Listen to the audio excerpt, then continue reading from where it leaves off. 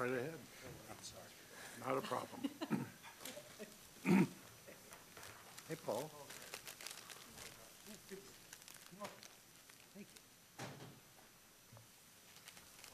Hi, Paul.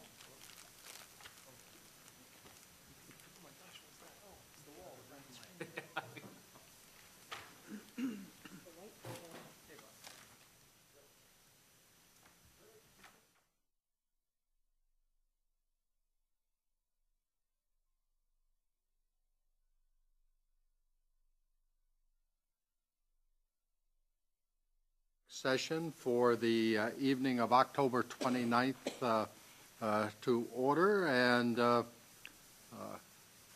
as we get organized, this evening we will begin our deliberations on the proposed 2014 budget. We have identified a number of questions during the previous two committee council work sessions and reviewed the budget in general. This evening we will discuss the questions, the answers to those questions, and where we can decide or not necessarily vote, but give an indication of the direction that we would like to proceed on specific budget items and any adjustments to the proposed budget that the mayor has submitted. So we will begin with answers to council questions. And I think the best way to do that probably is just start at number one. We're not going to read the questions and everything. You have copies of the questions and the answers.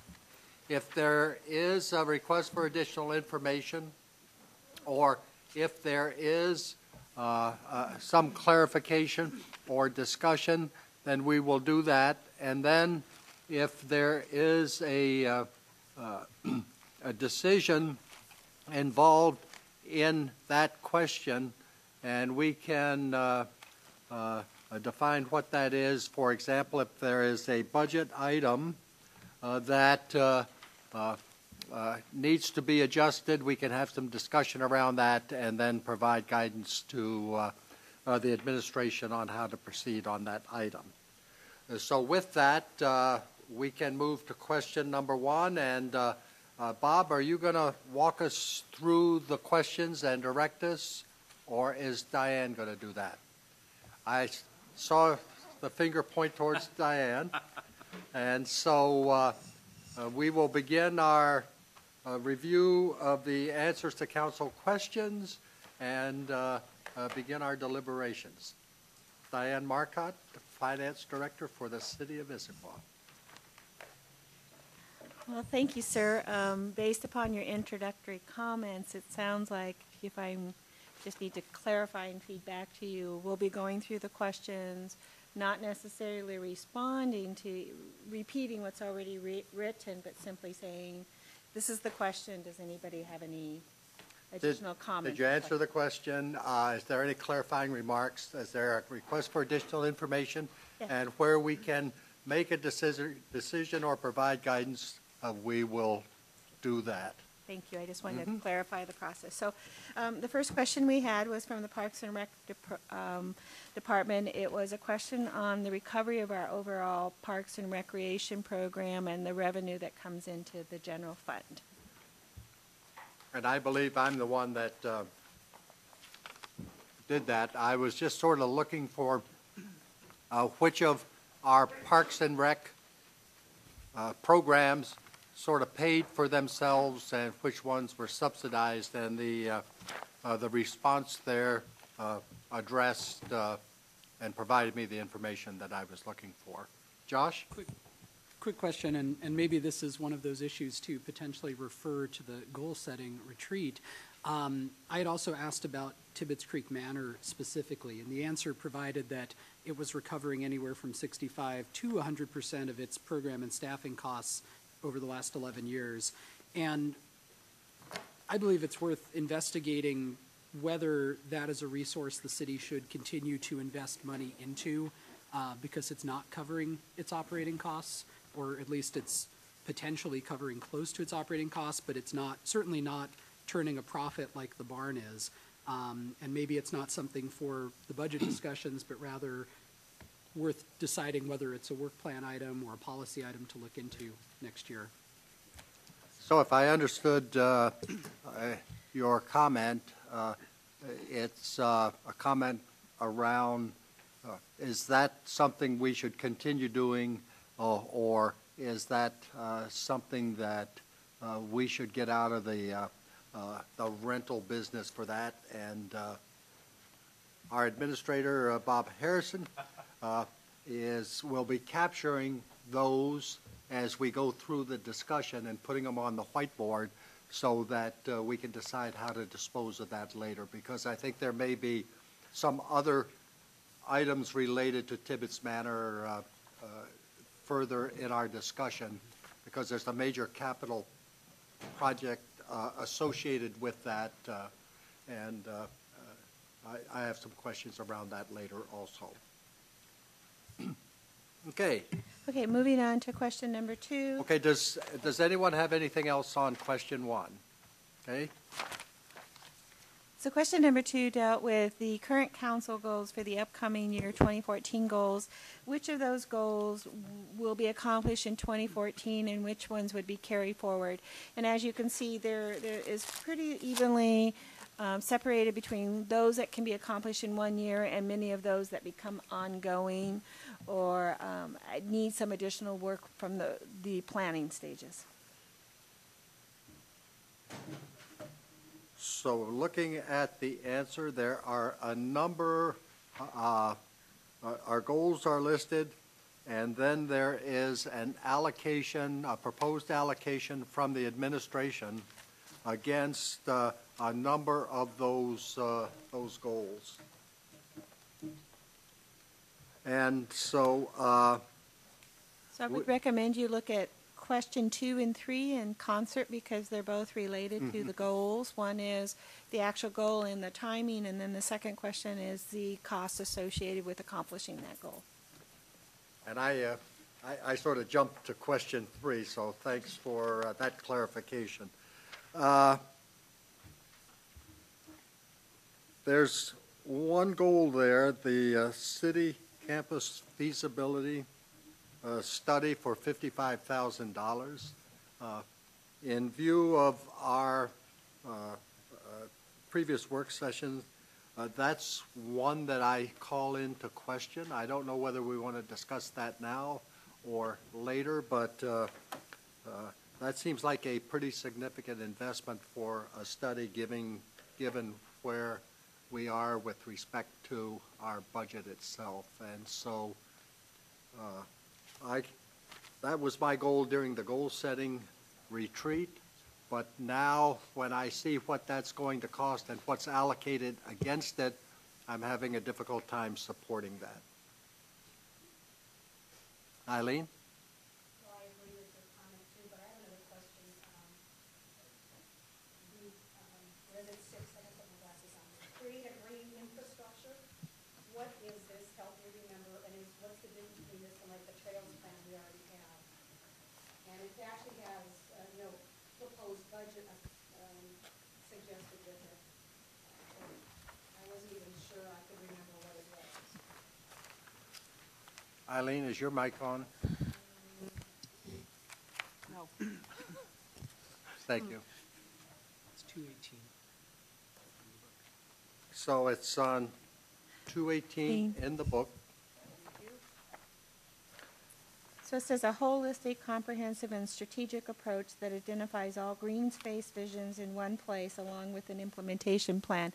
If I recall right at the council goal setting, there are many documents that hold a lot of our infrastructure and our plans for open space, and it was the desire, as I understood it from the council, to get all of this into one document because we have multiple different planning documents. And also, the work plan this is a multi-department effort primarily led by the Office of Sustainability.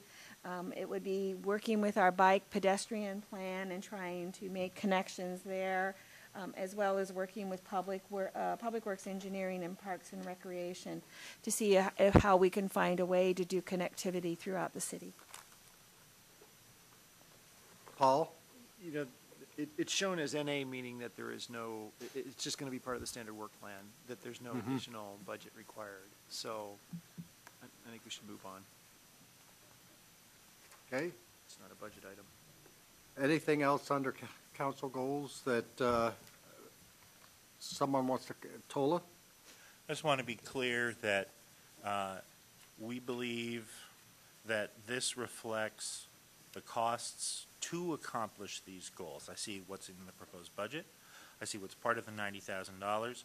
So if whatever the sum of the numbers are in those two columns, that's what we expect it would cost to accomplish for the goals that we believe we can accomplish in 2014? Correct. All right. Much of it will be done just simply doing a reallocation of existing resources and perhaps pulling them off some different projects and putting them onto the council goals. Paul? And another clarifying, I think it's very important that in this table, where it says part of the 90,000, that is from the Transportation Improvement Fund. So this is all, that's capital, that's money from a capital account, not the general fund. And the primary sources of funds for capital improvement are the 1% on the real estate excise tax and the transfer of sales tax. So I think it's important that these are classified under the capital area, and when you really look at this, it looks like the neighborhood parks plan in terms of 60,000, and then the human services position, and I'm not sure if that's a double count, and then and the campus feasibility study is actually in this table. I think is wrong. I think it should be in the other. It's not part of the 90, but it's still coming out of capital budget. It's the source of revenue is different than what you just described. It is using some of the mitigation funding that we have available. With the city campus one? Yes, Okay, so it's not that's right. part of the sales tax that you just earlier described. Okay, all right, yeah, as like the other ones were, the ones that are in the capital budget. It's the Lakeside DA, Right. right? Correct. So the items in here that are proposed out of general fund are the neighborhood parks plan, and because the tourism biz plan, LTAC, EED, that's all LTAC, and that's just part of the business plan for economic development. 15,000 is from the LTAC and 10,000 is from the general fund / economic development department. Okay, that's the way to read that. Okay. Then all of the next one is out of LTAC, and then the parks position is all general fund. And then for the healthy community strategy neighborhood engagement plan, that's Office of Sustainability, so that's probably out of general fund. It's Fund 120, which is Community Sustainability Fund. Okay. All right, thank you. Stacy? I may have missed this, so I apologize. The business marketing plan, $50,000, source of that? That would be the sales tax out of the capital improvement fund.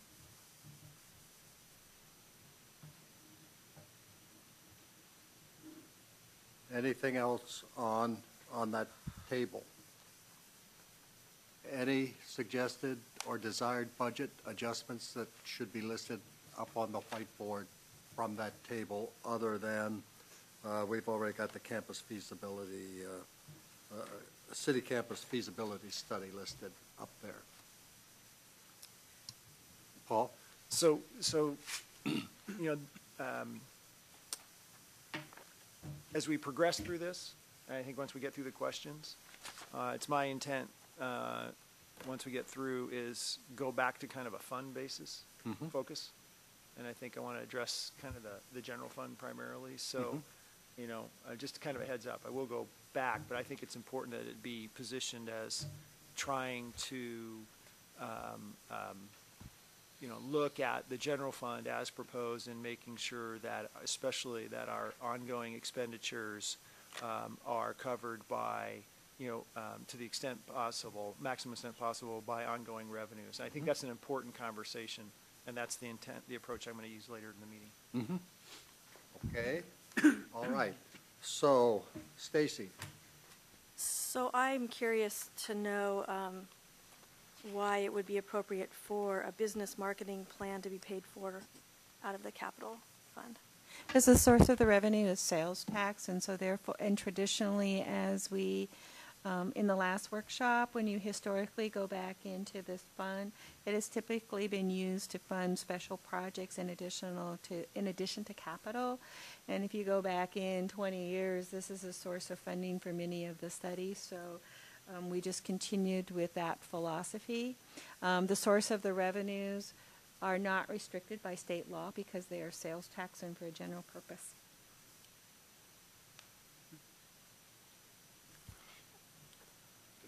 And then aside from that, the source of the funding, I'm not at this point convinced that we would be ready for a marketing plan. I've made it pretty clear over the past many months that I think that in many ways we're putting the cart before the horse and that we don't have an updated vision for our city. And so I'm unconvinced that I would support the expenditure for the marketing plan right now. Okay. Yep. Would the vision piece be a policy? Seems related.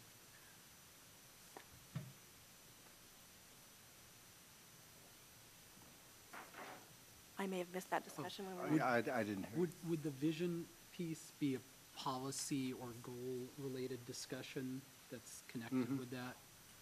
It seems like it. So, updated vision. Sure. I'm happy to talk about it. Okay. Anything else on the question 3?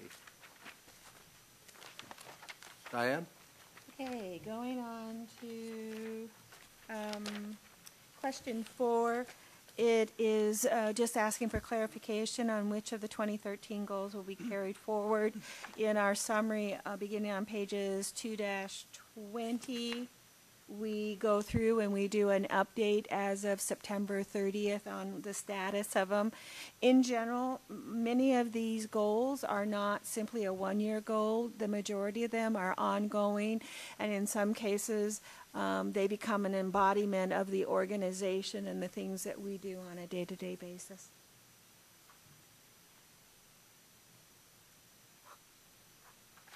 Seeing none?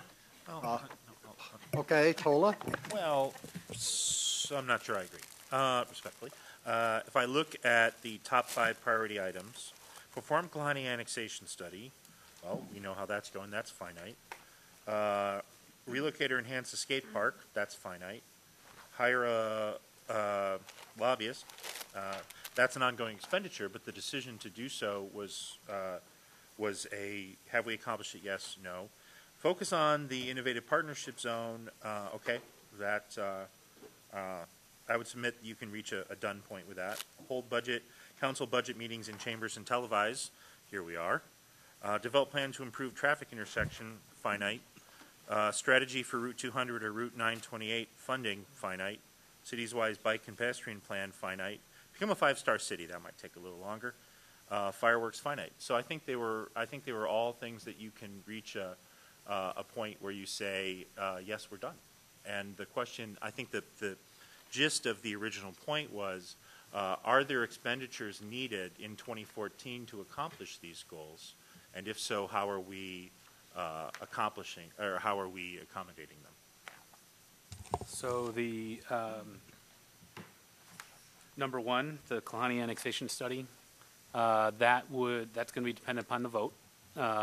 And if that vote gets approved, I believe we have $120,000 in there for, we're mandated by the state to do a census. So that would be in there. Skateboard park, council adopted an agenda bill. If I remember, was it 3 or 350,000 for that? But that work's going to carry over into the next year. The lobbyist is an ongoing expense, and that's incorporated into the city's budget.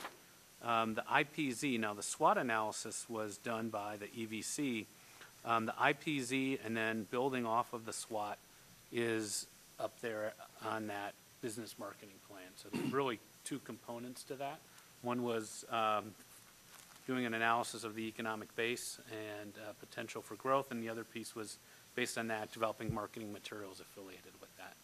So that 50 is in there. The initial estimate, you may recall, is 80 to do that. So it's really, this was going to be a 2-year kind of focus, so 50 the first year, and then depending on what materials there would be, it would have been an additional 30 in 2015. Your whole council budget meeting, the chamber's televised. That's going to be done this year, and then if council chooses to continue that for next year, those funds will be built into the budget. The number one is an ongoing issue because we're trying to get an interchange justification report. We're continuing to work on getting that in the state transportation package, if there ends up being a transportation package. Number two is ongoing. We had a preliminary report from Metro. Doesn't look good in terms of the route, and I think we still got to work on developing the solution. Bike ped plan should be done by the end of the year. Implementing that is going to be multi-year. 5-Star City, as you indicated, and Diane mentioned, that's going to be ongoing. Fireworks was abandoned coming into the budget in 2013. And then these remaining items that were identified as kind of non-budgeted items, we have been working with the state on Lake Sammamish State Park, and that continues to be ongoing. It'll be carried over in 2014. There's staff time affiliated with that. Regional center designation, we got the recommendation out of the growth management GMPC, but it will take through 2014 for the whole PRSC process to kind of get done. The public lands inventory, there needs to be a report sent to a council committee to look through that report. So the Rainier Trail, I think, is kind of an ongoing effort, as you've heard about that before. And the financial information in agenda bills is an ongoing effort. We got to define exactly what changes, if any, we want to make to the agenda. So. All right. Is that fair? That is a fair accounting of it. And so I'm not hearing that there's any gap between what we plan on doing in 2014 and the work that we can do on closing those 2013 goals out. Not as the budget is proposed. So Right. if you make Fair enough. adjustments tonight, Yep, fair enough. maybe. Okay, Thank you. good discussion. Next, Diane? One of the questions that came out of the first session was provide us information between commercial and residential property as far as the city's overall assessed valuation for property tax purposes. As you can see, our total assessed valuation for next year is a little over $7.1 billion, and about 2/3 of it comes nearly from single family and condo, with the remaining 2.66 million coming from commercial. Thank you. Question 8. Question 8, the fund balance, what should the estimated ending fund balance be, and how do you get to that level, and at what point? Our understanding was this was in relationship to the general fund, and subsequent to this meeting of October the 14th, the council adopted a new policy on the 21st, and it is noted in there that it should be someplace between 8% and 15%. And currently, we sit at 7.5, which is 21 million, and if we use the 15% target, the balance would be approximately 5.4 million. Okay. Next. Going over to the next question is provide a description to the percentage changes in the general fund. So there was 2 parts to the question, was a comparison of 2013 budget, the 2013 estimated, and then the second part of the question was 2013 estimated as to 2014 appropriations. So the first document, the way you read it, is you have your 2013 budget, and using the city council, their budget is approximately $76,000. We're estimating you would end the year at $74,000. That is a negative 2.6% change, and then we have provided the general information on what we believe the projection is going forward. And once again, these are just projections or estimates, given that these were done 3 months prior to the end of the annual budget period. There needs to be some flexibility because there could be some unknowns occurring before the end of the year. So we went through and we've identified all the departments in the general fund. The second document takes a little more to follow. You have the 2013 estimate. You have the 2014 proposed budget. You then have the variance, and using the city council as an example, the estimate for 2013 was $74,000. The proposed budget is $84,980. The variance is 14.7%. And as you recall, in the very first workshop that we had in the introduction, we indicated that we were reallocating insurance and public utilities to those departments where it was appropriate and easily identifiable. So in this case, when we looked at our overall insurance bill, $8,670 was related to the reallocation of insurance to the council, which then out of that 14.7% generated the 11.7% change. Then the net variance of 3% is just simply changes in providing some additional expenses for supplies and communication, and then we simply rebudgeted some additional training and budgeting dollars for a new council member for some training. So that's how you read that document. Any questions? Josh? On the municipal court line, and this is related to a question that I had asked independently, it indicates that the probation officer started September 2013 and the budget reflects full year, which is causing an increase. My recollection is that that position was supposed to be cost neutral, that the expected revenues from having a probation officer would cover the position. So how is it that it's resulting in an increase in the municipal court department for having a full year probation officer? I think you have to show both the expenditures The and revenue. the revenue, so. Sorry. Right. So it doesn't, you have to account for the actual anticipated expense. Guess I got an answer in here.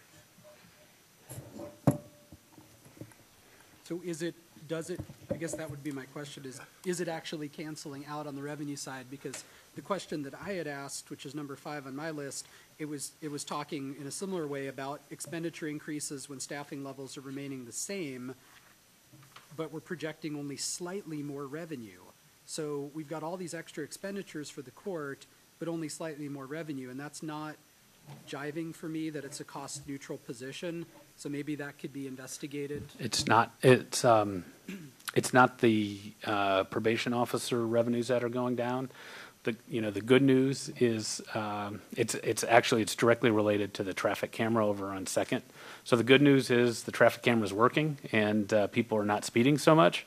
The bad news is the revenue from the tickets has gone down by nearly $200,000. So that's what's causing the variance in the revenue. But that position is still cost neutral? Yeah, I believe that is the case. So, I mean, if you'd like a more detailed analysis directly related to the work that she's doing, Diane, do you have No, that would be something that we need to get provided by the court administrator. I just wanted to make sure because it was tied in with the answer to the question I asked, and then I saw it again here on this line. Added 1 probation officer, added security. This accounts for the growth in personnel costs. And so if you're growing personnel costs, the idea with the probation officer is that it would be commensurate revenues for that position. So it's just not clear to me from the answer if that's actually the case. I'm confident in the work the probation officer is doing. That's not the issue. It's a neutrality issue. One of the things we would be happy to follow up, because there has been some discussions on whether or not we're fully recovering the cost. So that would be something that we should bring forward back to the council for your consideration. Thanks. Are there other, Yeah. Tola? Well, two things. First of all, while I appreciate that there's a lot of data here, and it took a long time to generate, it is very difficult to review this document in real time in this format. It's very very difficult. If I had gotten it even one day ahead, I could have stayed up late last night reviewing it. Having said that, I will then ask about some specific items that catch my attention in a cursory review. $648,000 additional for the police department, and the comment after adjustment for reallocation, and the comment is additional police officer added in 2014 for a 7.5% increase. So, go ahead, please. I'll give it a first shot. So there's really two things that are going on there. One is we added one police officer in 2014. The second thing is the adjustments based on the 3-year contract that got approved. So you may recall that they had the back date that we didn't have a contract for all of is that? Right. Yeah. Right. We didn't have a contract for all of 2012 Right. and half of 2013, and so we had to bring all those costs forward. So the difficulty is you're comparing 2013 to 2014 budget. So in 2013, the police department also has had a number of different vacancies due to some people being on military leave. So those individuals that individual is coming back in November, so then you have to add the full staffing in there. So it becomes difficult to compare 2013 estimates to 2014, because what we do is we basically go back in, rebuild the budget, assuming full staffing and the associated needs and costs relative to those positions. So if I were to go back and look at the trend line for the police department over the last several years, would I see a dip in 2013 estimate because we thought it was artificially low, and that's why we have to spring back 7.5%? Well, if you look at the police department on the previous page, you'll see that there's actually a 0.1% variance. Most of it is due to the salary increases that you have to then project and carry forward into the future, because the salary increases on an annualized basis about $300,000 in increases. Then you have an additional police officer, which is about 150? And then you look at a $9 million budget with a 1% increase, which is $800,000. So that kind of just their overall cost of living and benefit increases. Okay, so it's a lot more than additional police officer added. Yeah, it's just. Okay, so the second question I have revolves around support services and systems, and it says a new department created to capture support services and systems moved costs from executive and city clerk department into this new department in 2014. However, if I look at the remaining dollar amount of change for executive and city clerk, it adds up to less than $300K, and we talk about pulling funds out of executive department also under the communications line item. It's unclear how much of that, but even without, so that 265 includes, it looks like, disbursements to both support services and systems and communications, and it still doesn't add up to the 350 that's in here. It's short about 50K. Well, I guess I have to apologize. What we were trying to do was capture the material changes and not every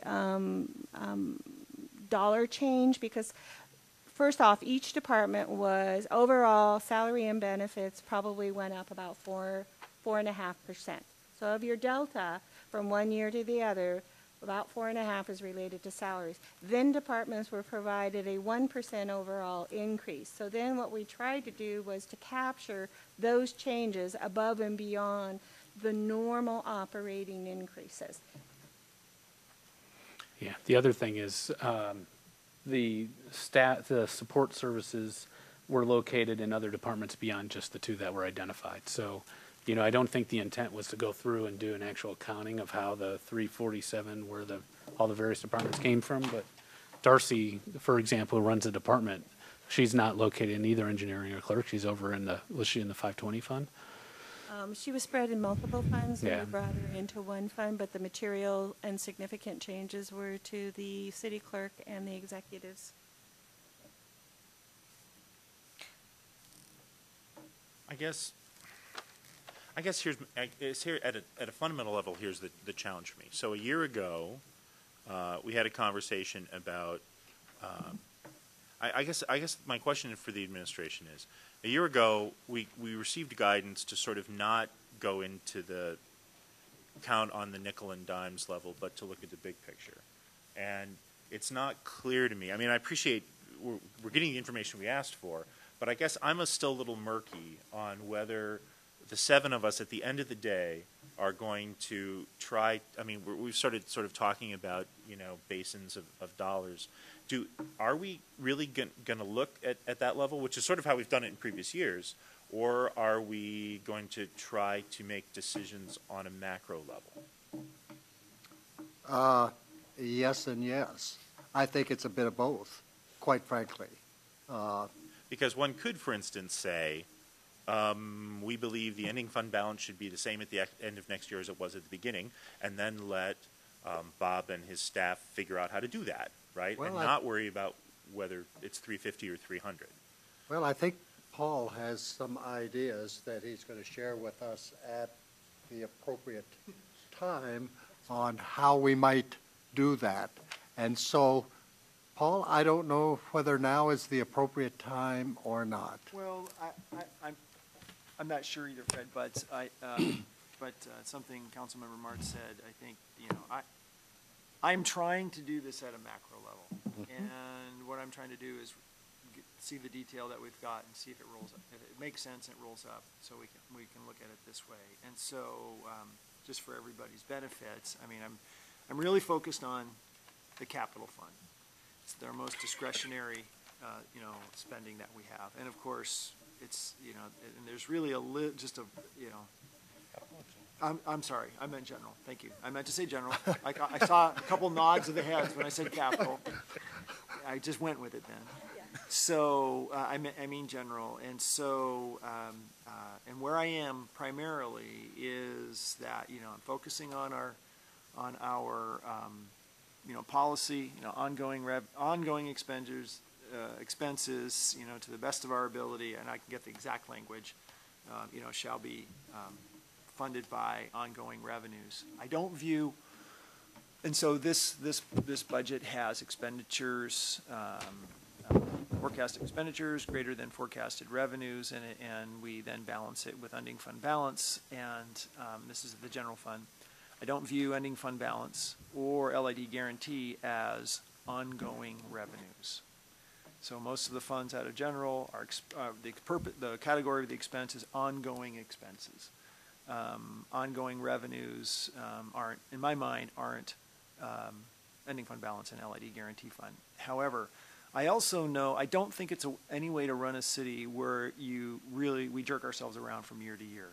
We have to have a longer term look. We can't just go step down because this is the cash-based accounting we can do this year and then try to react to that next year when maybe things change. I really do think we need to take a longer look,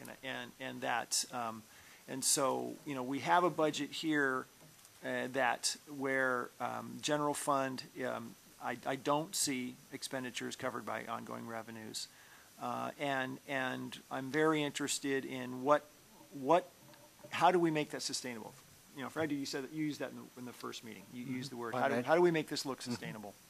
And as I pointed out at the general business meeting, you know, if those funds above that 822,000, I mean, if they're about contingency or if they're about acquiring assets that'll be, you know, leverage to acquire assets to create long-term value and to our citizens, that's great. If it's, and then that, I can see that using ending fund balance, you know, for those kind of purposes. And then, but the operational or ongoing expenditures, I'm not as comfortable with that. I'd like to see a longer, how do we get sustainable? And that's forecasting revenues, that's forecasting expenses. Both of those are moving targets. This budget was done when certain projects weren't even off the ground yet, which, and so I think there's construction sales tax, there's going to be property tax that will be acquired next year that aren't even in this budget. And so it's something that we need to work continuously as far as our long-term. So when I look at this proposal for 2014, I think to myself, I really wish I could also see, so what's our current forecast for 2015 and 16 and 17 and 18? And can we have if this is maybe a down year for revenue compared to expenses, what's going to happen in the future? Is it really not sustainable? We need to make an adjustment now? Or looks like it can be sustainable? Or and here's a plan how to make it sustainable. That's the conversation I'd like to have. And so, I even asked the city administrator to consider that. And I don't know if there's, you may have something along those lines that you could share with us. Yes, I do. And I was planning on doing it after we got through the questions, if that's okay, before we got to deliberations. Sure. And so I'd be happy to hold my. So I said yes and yes. So, but actually, the general fund is what Paul was just talking about. And so that one, I would say, is probably at the macro level. The capital fund, I think, provides more of an opportunity for item by item to look at the detail. So although I said yes and yes, it was probably yes and no when you look at general and capital. And I'd be happy to supplement what you said, which would be, as it relates to the support services, I think our goal here was to create more transparency in the budget. That's been our whole overall focus. So right now, if you asked us what does shared services look like, we'd have to go and pull from like 7 or 8 different funds and be able to pull that, add it together. Next year's budget, you want to know what shared services costs? You can go to page whatever it is and be able to look exactly and see what it costs. The other piece of that is, council has a right to look at any expenditure that's in the budget, but by law, you appropriate at the fund level. So that's where our focus generally has been, at the end of the day, you appropriate at the fund level, but you certainly have that right to go and look at whatever expenditure you want to in the budget. Thank you. Okay. So other questions or comments on this topic before we move on to, are there any other questions on the response to the question and the matrix that we've sort of been talking about? I wrote that up there. Was that what you intended? Ongoing financial sustainability? Okay. Okay. So I have a question about that. So why would we have ongoing financial sustainability up there as a 2015 policy? This is kind of a misnomer. This is just kind of like these are things that you got to do deliberations on, and some may carry over into 2015. Is that fair? Why don't you erase that off and then, okay. I guess my question would be, to me, I would just sort of assume that that's what we would do. We're working on it. And then I do have questions about so the chart that we've been looking at, Diane, this includes, what is it, staff, sort of operations? The spreadsheet? Yes. So what it was somewhat of the second document is somewhat of a difficult exercise because what you're trying to do is compare 2013, where we think we're going to end the year, versus for 2014. So what happens in each of those departments, as you can see, there's something unusual typically happening. Like, for instance, if you take executive and financial services for 2013, you can see that our budget is going to end the year much higher than 2014. part of that reason is we had some substantial cash payouts of retirement. So what we do is, while we don't do zero-based budgeting, we take it back to the base and say, okay, here's the foundation, now let's build on that foundation. So it becomes difficult to compare 2013 to 2014 because the assumptions are very, very different. But we were asked because some of the variances were so significant just to provide some information. My recommendation is that you would look at 2013 budget compared to 2014 because that is what the base budget is versus what's been happening throughout the year. Because definitely, like in finance and executive, you wouldn't restart 2014 with that higher base. Would be great, but since I would be a beneficiary of it. But what we do is we try to take it back to say, here are your people, here are your salary, here are your expenses, and then we take out any of the anomalies or one-time things. So we sort of go back to a base budget. That help? Yes. Other comments on the spreadsheet? Let's move on. So the next question was at the nonprofit meeting that Services and Safety had. There was a request from the museum for some additional funding for them to do a feasibility study. And then the question was, what is the scope? I would refer to Bob since he's probably more familiar with the scope. Sure. Well, it's what we asked for was a update on what that was, and this was provided by the Historical Society. So primarily, I think what they're looking at is how do they continue to, one, be relevant to a new population. They provide excellent services, but they want to make sure that they are staying up to date on the services that they are providing to their programming, which could generate a significant amount of more revenue in terms of a sustainability model.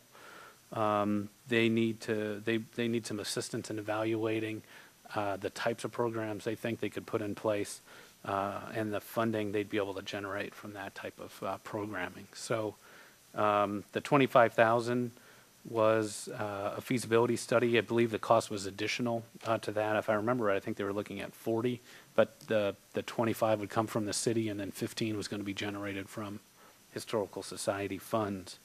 The Safety and Services Committee recommended that council consider this additional $25,000 during its deliberations. So it's not on the board, but we can put it on the board if you would like it up there. So that's unbudgeted currently. It's not. It was not included in the mayor's budget. So on the board, and we'll decide later. Does that answer the question? Can I just, Bob, for the ones like the campus study and the marketing plan, could you put parens around those so we can show which ones are potential budget. deductions versus potential adds? It would just help me keep it straight in my head. Thank you. Yep. Thanks. Perfect. Okay, moving on. Oh, It's a now I'm really confused. Okay. you need a key. Yeah. Okay, the next question was in the municipal art fund. We had indicated on a slide $25,000 for commissioned art, but the budget had $15,000. When I went back in and reviewed the budget for 2013, we had appropriated $10,000 for commissioned art, and so that'll roll into fund balance. We simply did not reappropriate it, not knowing in what year they would be commissioning the art. But if they were to commission it, then we would come back to the council for a budget adjustment for that additional dollars. It was more of a savings account versus an actual expenditure. Okay, okay.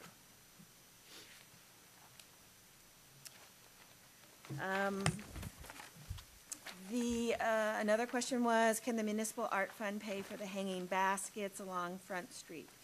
what we did was we went back in and pulled the actual code that created the Municipal Art Fund, and you'll see that it says it includes the production or arrangement of sounds, color, forms, movements, or other elements in a manner that enhances the sense of beauty and is of aesthetic value. So when we worked with the arts coordinator, there was some concern, particularly with the maintenance piece, if we began using the Municipal Arts Fund. I would like to thank you for a very comprehensive and complete answer to that question. Next. The next question was very easy, was the Tibbetts Creek Manor kitchen remodel included in the capital improvement fund? And the answer was yes, it was the first project under capital facilities. And so I would like to request that we put that one up there under budget adjustments.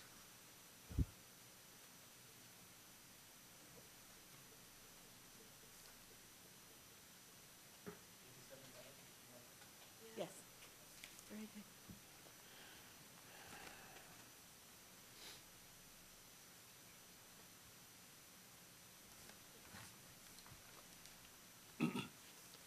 Okay, So the next question was, under the mitigation fund, we had recommended appropriations of $750,000 for fire station.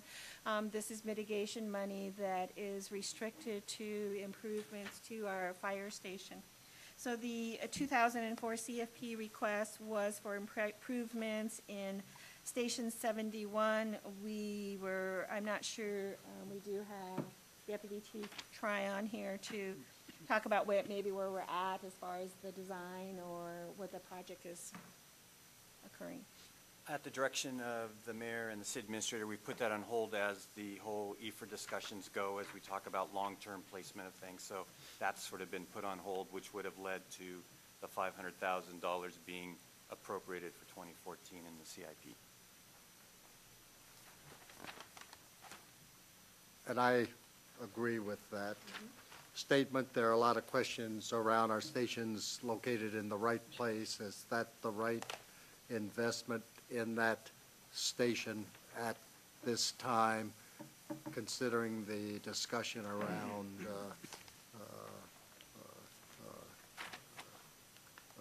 efficiencies and changes that may take place over the next few months or less?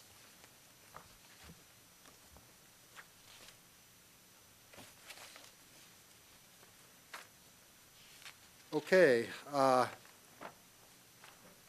next.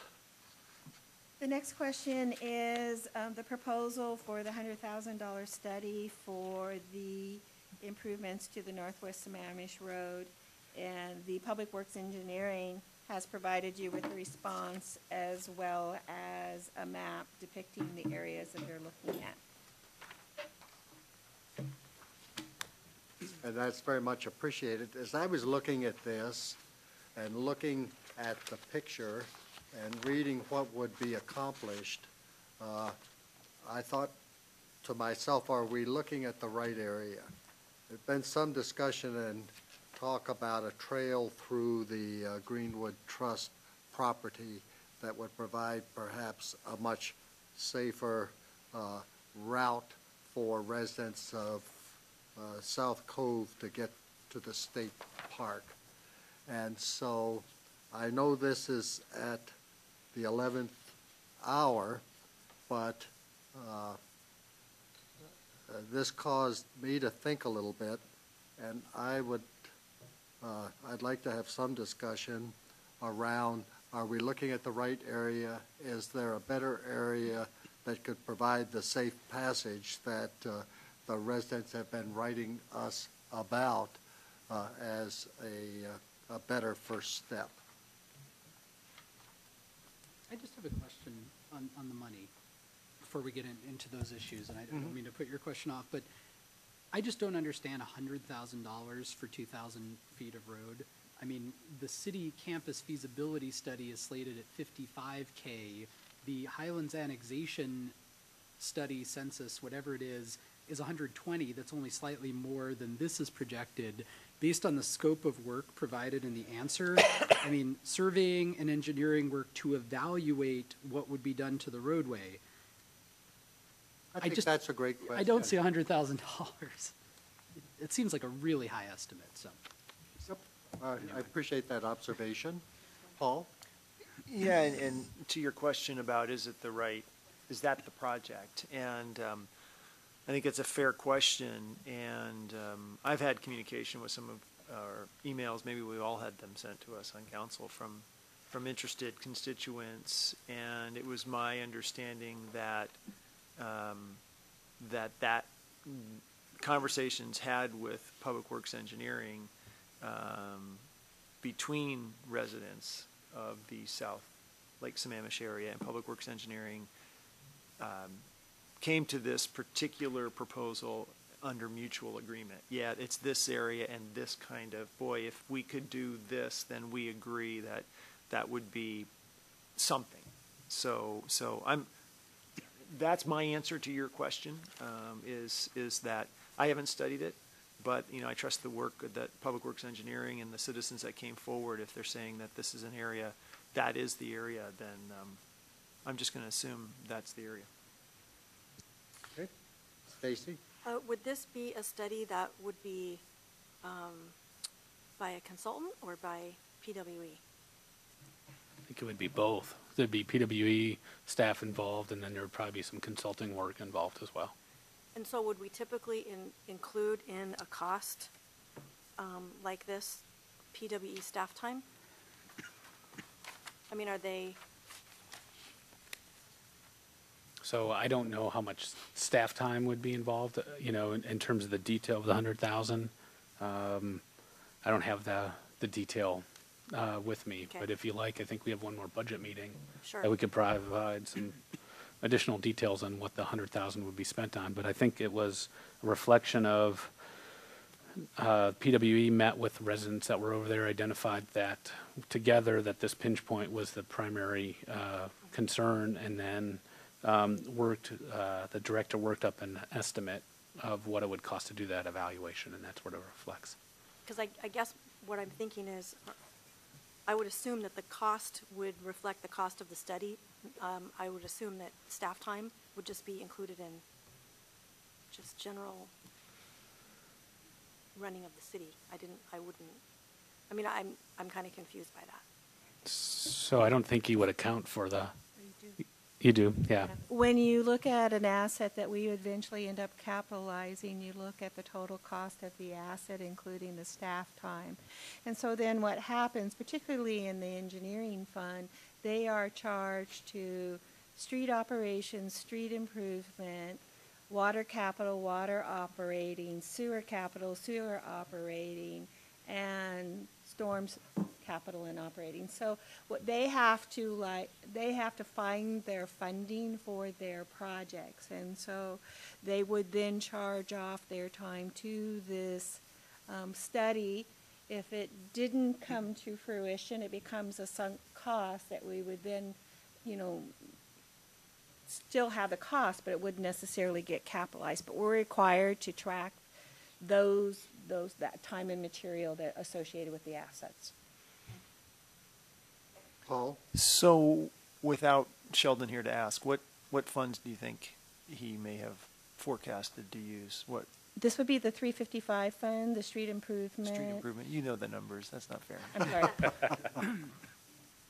So right now, part of our challenge was because of some of the projects in there was we couldn't easily identify some funding unless, particularly if our real estate excise tax maybe came in stronger than we had originally anticipated. There might be some additional funding available. So does that go up there with green, within green? Well, I guess I'd like a little more information on the breakdown then of how the consultant time and the staff time shakes out, because I still don't get $100,000, and I'm viewing that in comparison to other projects. The other aspect of it is that I'm interested to know what the ultimate, and I understand the scoping will determine the ultimate cost, but a general estimate of what range a project itself would entail, just based on a best city guesstimate, because, you know, doing a $100,000 study, let's assume that's accurate, there's a lot of road projects we've done studies on that haven't come to fruition, some which I'm glad haven't, but others that, you know, just sit on the shelf.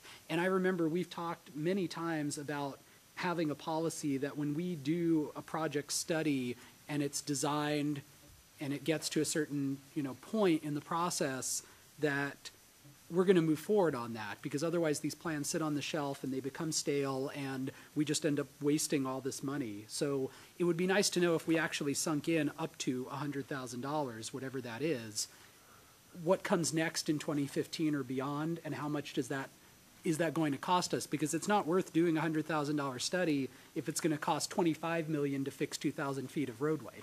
Yeah, it is exaggerating, but that's my point. Joe? I think the way Sheldon talked at the last budget session about this, there's a couple of big issues here. One is there's not enough sufficient right-of-way. The other is that this area is going to have to be surveyed, which the city doesn't have the capability of. And then a geotech is going to have to be commissioned to see how are we going to build retaining walls and things like that. And then an appraiser is going to have to be brought on to appraise what the impact of either purchasing or condemning land along there is going to be. So I can see where the $100,000 is probably going to be necessary. However, I can also see that this $100,000 study is probably going to turn around and cost an awful lot of money to implement.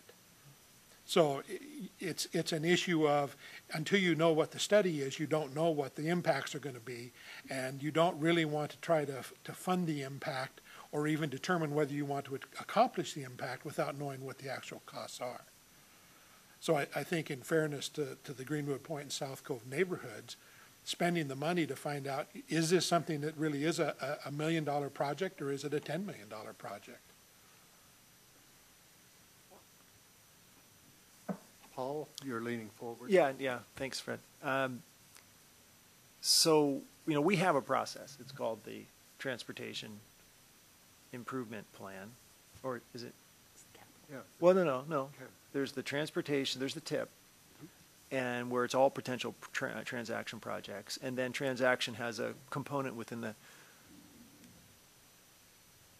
the study formerly known as the CIP, now formerly known as the Capital Facilities Plan, or properly, right? I think I got that right. We should be calling it the Capital Facilities Plan. And, you know, we have a process. And so we run a risk of you know, when we try to bring in a project outside that process. And so whereas the road is on the TIP, it's not in the facilities plan. And also where it is, even though we're not supposed to, we do kind of prioritize the TIP. It's low down there. So there hasn't been a lot of work on this particular idea, because what's in the TIP is a different scope than this idea. So in being responsive to the requests, you know, of our constituents in that area, you know, we're working outside our normal process, and I think then we're inviting more unknowns into the process. And I think, you know, Josh, your question is spot on because of that.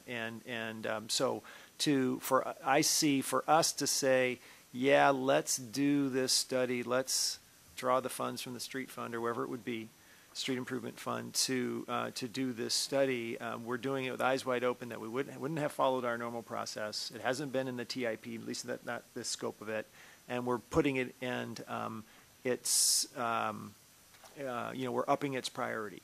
So I just think everyone who would want to fund this for 2014 needs to know we're working outside of the process, and there's some downsides to that, and one of those being, you know, maybe not having a good idea what the total capital cost would be long term.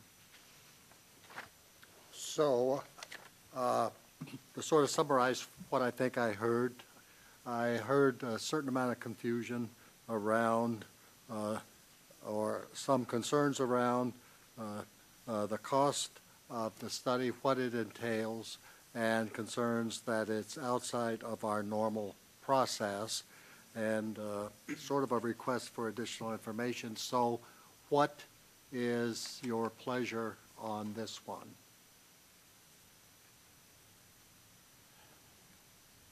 Joe? I would hate to have us start this study, find out that it cost, say we budget $50,000, start it, find out it's going to cost $75,000 and not have any way to finish it. If we budget $100,000 and they can bring it in under budget, it's a lot easier to take that money and use it someplace else. But it's a lot harder to gain some more money to get a half-done project that you can't even put on the shelf to do something with. So let me ask the question a different way. We've had, Paul? Well, it's not in the proposed budget. So I think by definition, if we want to talk about it more and consider it, it needs to go on the board with some brackets around it. Well, I would agree with that. Okay. We're not going to solve it tonight, and there was a request for some clarifying and additional information that needs to come back to us so that we can have a more complete discussion on how to proceed on that item. Okay. Diane, let's move it right along. Okay, so this group of questions, so pages 1 through 26, those were the questions that we had set out as part of the agenda bill last Friday. So the new questions for tonight are the ones that we sent out late this afternoon, are the last 5 questions of all of the questions that the council had posed. So they came to you in 2 groups, one on Friday, one this afternoon. So I'm not sure if you want to go, since you haven't had an opportunity to take a look at these. So the first one was describe why the general fund transfer is included in the proposed budget over other options. This question was a little confusing because I wasn't sure if you were talking about ending cash balance or the LID guarantee fund. So we made the assumption, so what basically we said was, here are some of the things that we did in looking to bring forward a balanced budget to the council. So our recommendation is increasing the property tax. We also, in order to bring you a balanced budget, we looked at delaying the hiring of 2 positions so that we can assure ourselves and evaluate the revenue stream as it's coming in 2014. We did a cost-benefit analysis, and we're recommending creating 2 construction inspectors, which would result in some overall savings using consultants. And so when we got down to the bottom line, we still had some unbalanced, and so we would recommend for balancing the budget that we use up some of our excess reserves in the cash as well as the potential for the LID. Now, one of the things that I think, particularly when the former finance director was here, he had used that quite frequently and had never really used it. And you can see by the 2013 estimates that we just talked about, overall in the city, the general fund will end up coming in under our estimates, because the reality is we don't usually spend every single dollar, or at least I hope we don't. So that LID, while we're making a recommendation of $400,000, it's really a little soon to know if we're really going to have to draw upon it. Can I want to ask a question about that, because I was taking a look at actuals on that fund over the last few years. And so in 2011 it was $932K, 2012 it was $987K, but then in 2013 it was down to $676K. And now we may or may go down into the low 200s, depending. I mean, it may or may not happen, but we have started to see a reduction in that fund. So it has been, there have been some bites being taken out of it recently. Perhaps. Because remember, the 2013 is an estimate. Until we do our closeout of the 2013 operations, we took that number down from 750,000 to the new number. And yeah. So in looking at revenues and expenditures, probably because we tend to be a little more on the conservative side on revenues and on the expenditure side, instead of using the 750, it's on page 6-9. Okay. So if you go to 6-9, in 2012, you had made an assumption of using over $700,000 in the LID guarantee fund, as you did in prior years. The reality was that you did not avail yourselves of that in 2012. the 2013 budget, when the former finance director built it, he was assuming 750. When we looked at sort of going through in October where we were, in August where we were going to end up in December, we went, we don't think we're going to need the 750, but potentially we could use the 300, but it's really, even at that, that's still a soft number. So then when you, so sort of carrying that philosophy forward, then again, we're recommending the 400,000. So those truly, the last two numbers are truly estimates. Worst case scenario, absolutely, we would have to draw that down. Being a little more optimistic, we're hoping we wouldn't have to utilize it at all. But on the other hand, we wanted to be fully transparent and provide the council with, we don't think we need 750, but we might need 300. And I assume that would be for transfer to general, not for the other purpose of the fund, which is to, cover defaults in an LID. We don't have any defaults, so that would be the transfers.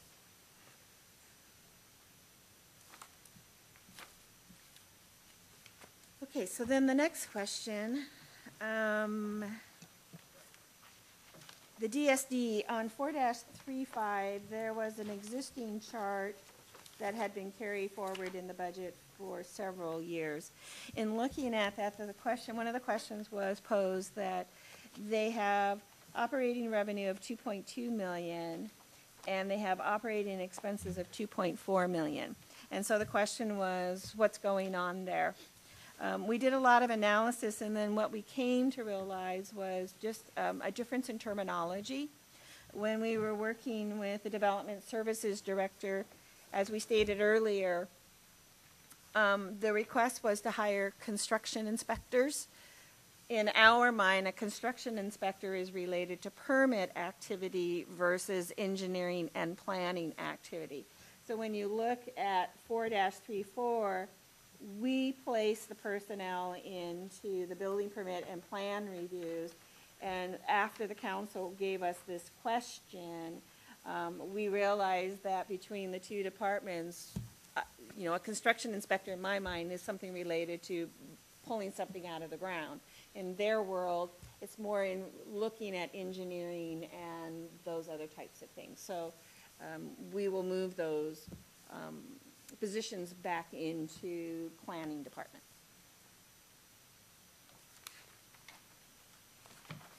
And then there was a request for a summary of, so then that pretty much takes it back to where the revenues and the expenditures of the planning, the building permits is pretty much revenue neutral. Okay. Costs cover the expenditures. Okay. Then the next page is just a summary of the Kaizen event that the Development Services had. They had two of them, one on land use and one on construction. And this is just a summary of the activities and the events that they had during each of the respective weeks.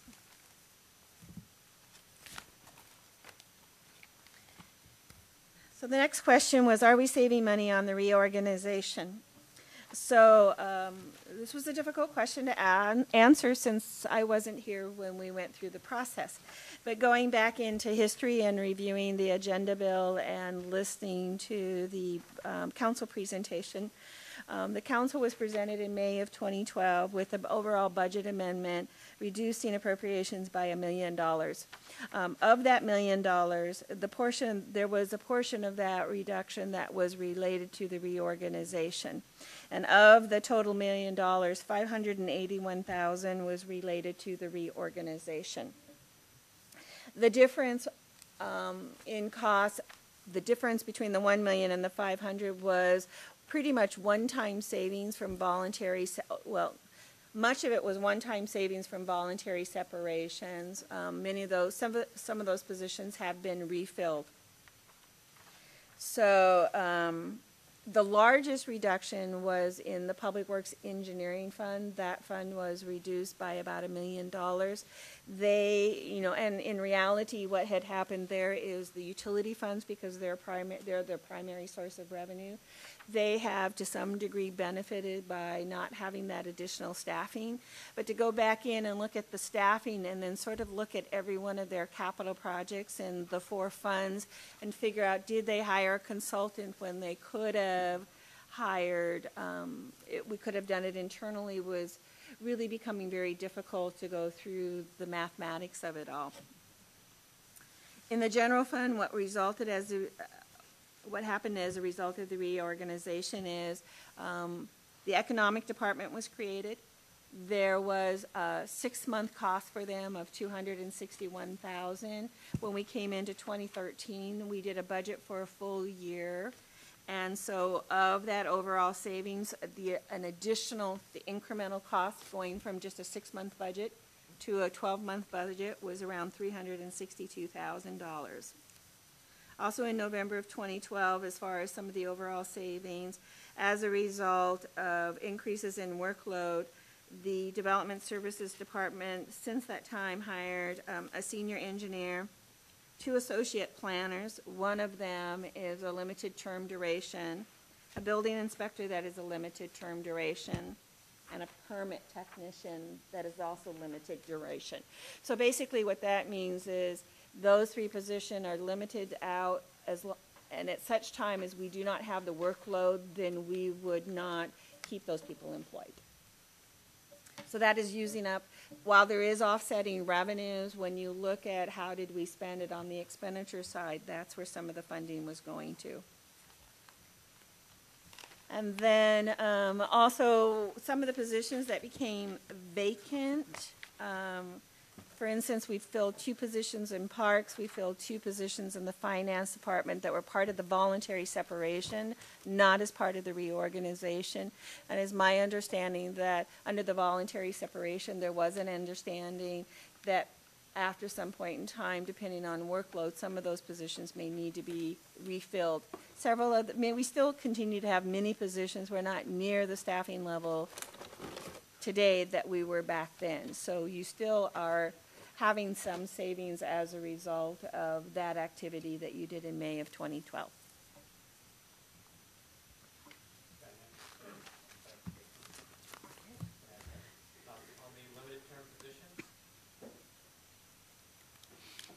On the limited term positions for development services, it would just be associate planner and the building inspector.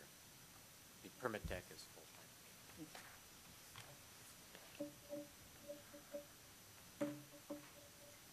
So the last 2 questions are related to the council goals. And that was the tourism plan and the business, the marketing business plan. You're probably more familiar with those than I am. Okay. So as you can see here in the response, and appreciate the request for clarification on this, Chamber did go out for request for qualifications. The estimated cost was approximately $25,000. The proposals varied between $7,500 and $25,000. And after interviews, which was a partnership with the city and the chamber, the recommendation was to go with the $25,000 consultant. The chamber requested $15,000 from LTAC funding, and then the question that there was some confusion around was the balance. So in previous conversations, there was some expectation that the chamber would come up with the $10,000 in funding. And then the Economic Development Department identified some savings in their budget that if the chamber was unable to come up with the balance of the funds, that they'd be able to come up with the $10,000 for the remainder of the study. And so that was the variance. They've got a professional services line item that they'd be able to utilize to cut the balance. So the question in terms of what's the allocation for 2014, the simple allocation is 15,000 out of the LTAC fund. So that's what's affected in the 2014 budget. Say that again, Bob. So the only part of this question that affects the 2014 budget would be the $15,000 from the LTAC fund. Now, there's some policy question, that council may want to provide some direction that if they believe the chamber should be a partner in this, then you should provide that to us and we can communicate that back to the chamber. Stacy? So in parsing your answer there, it sounds like you said that the only thing that affects the budget is the $15,000 LTAC. So if, so unless you had direction otherwise, it's possible that economic development money could be used for that. So I am of the belief that the chamber needs to partner on that. And so I would, my opinion is that the city should contribute, the LTAC $15,000 would be contributed and the chamber would be expected to come up with the 10. Eileen? If I remember right, the request was for 35,000, and there was, because the other 10, from what I remember, Bob, and help me out if you can, that the additional $10,000 was going to be from the chamber's management and personnel and time investment in this.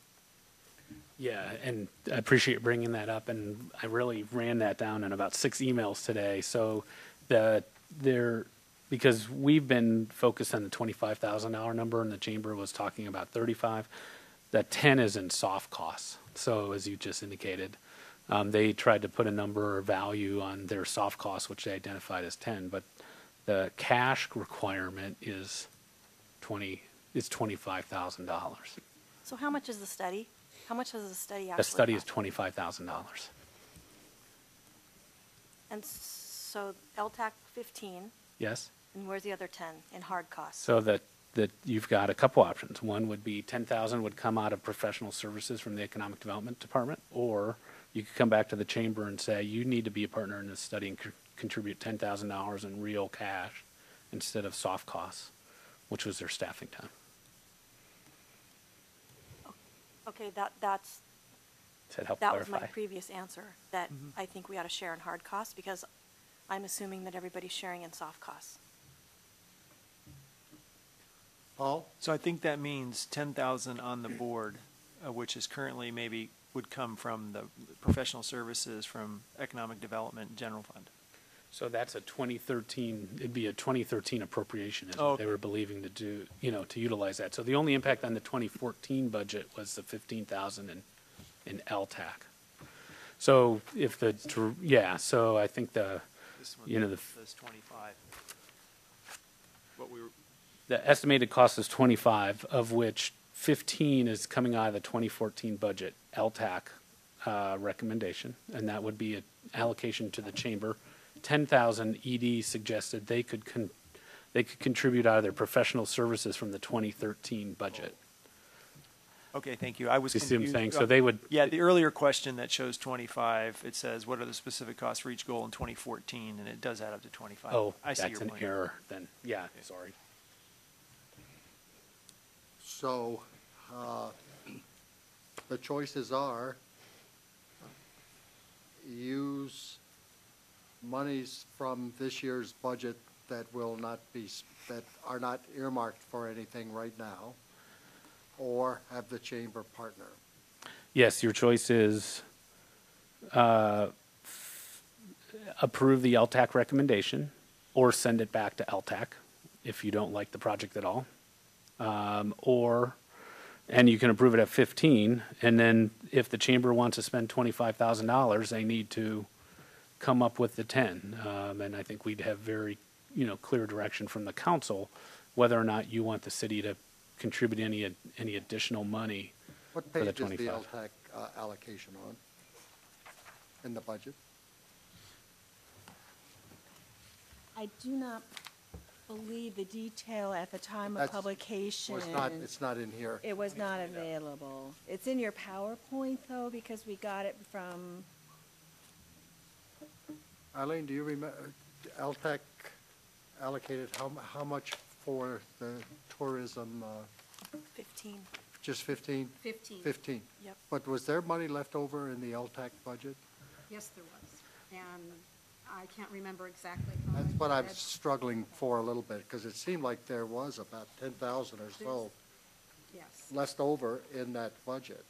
Yeah, There's $4,500 that they have requested to carry forward from this year to next year because one of your granting agency wasn't able to complete everything. The original budget estimate was 90, they came back with 104.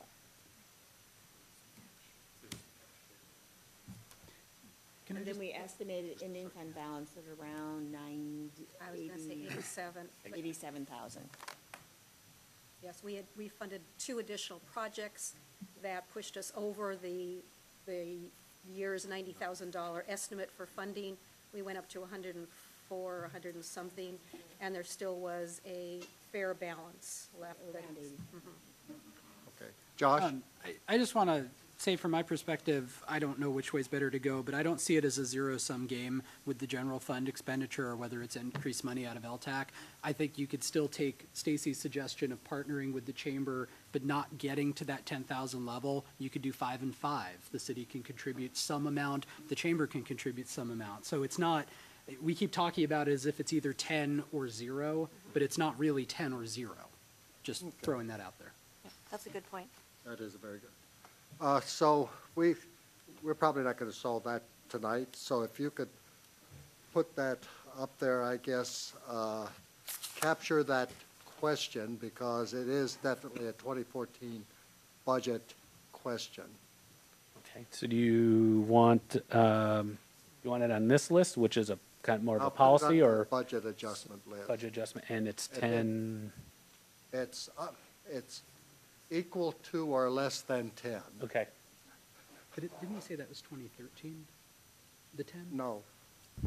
It is, No. so it's not really a 2014 budget adjustment. Well, it is. It depends on whether the city funds it or not. It's the source of, if the city funds it, there's two sources, either 2013 funds left over in ED or 10,000. Yeah. So Okay. there's lots of questions around it, but we've probably spent, this has just been a great discussion. Okay, You want to talk about some more then? you bet. No, I don't. Diane, drive on. Well, the last question is the professional marketing plan, which we've already had an earlier discussion on, and it's already included in the council for consideration on budget adjustments, so we've already covered this topic. Great. Josh? I wanted to, I don't know if we're going to look at my We're going personal to look questions. at yours Okay. right now. I don't feel the need to go through every single one of these because I think Diane did an outstanding job of answering most of them. So there's really only a few that I had follow-ups on, but I'll let you decide how you want to go through these. Let's get it out of the way. So number one, let's start at the top. Not a good start. Yeah. I do think that it's a potential budget adjustment issue in terms of the property tax. I ran some quick numbers on this, and the median home price in Issaquah between July and October of this year was $447,000.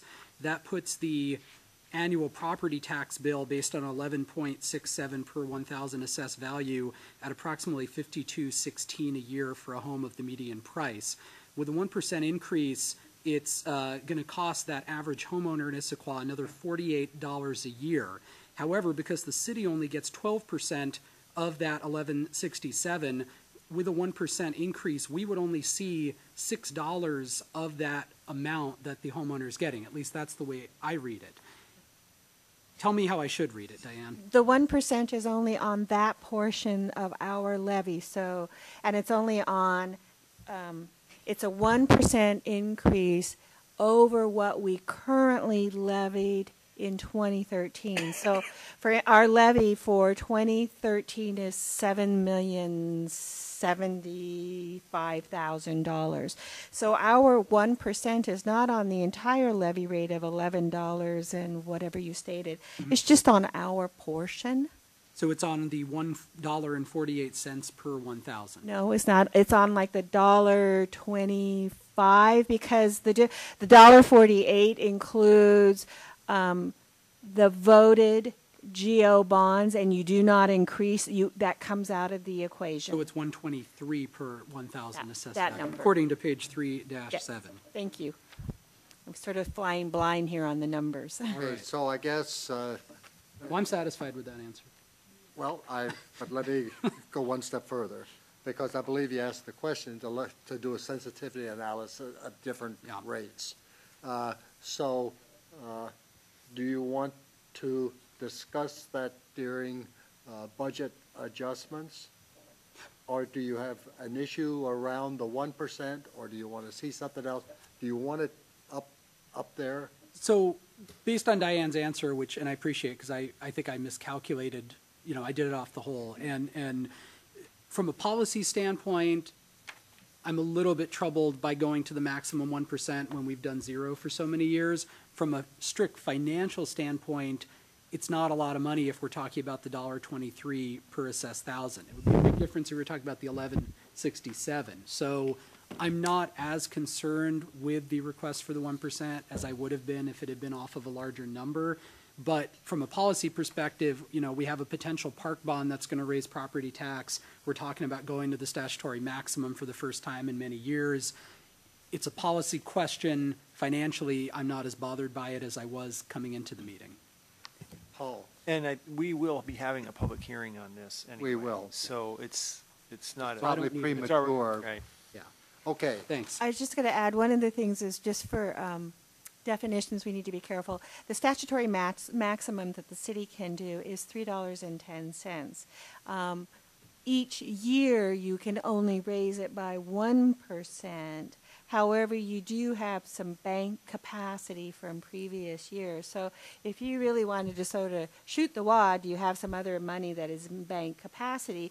But clearly, that is the council's, decision making. So when you say the statutory maximum for us is $3.10. Thank you. Okay. All right. On number 3, I guess it's a policy question unrelated to the actual sustainability manager, but it fits in with it, which is the $8.50 to $9 per capita on human services. Whether we're going to follow that recommendation or not, I don't have an answer. I'm just putting it out there for discussion. Wherever you want it. So, well, it could be, I mean, there's a real dollar value. there's a policy question, and there's a real dollar amount. So the dollar amount is like 8,873 or something like that.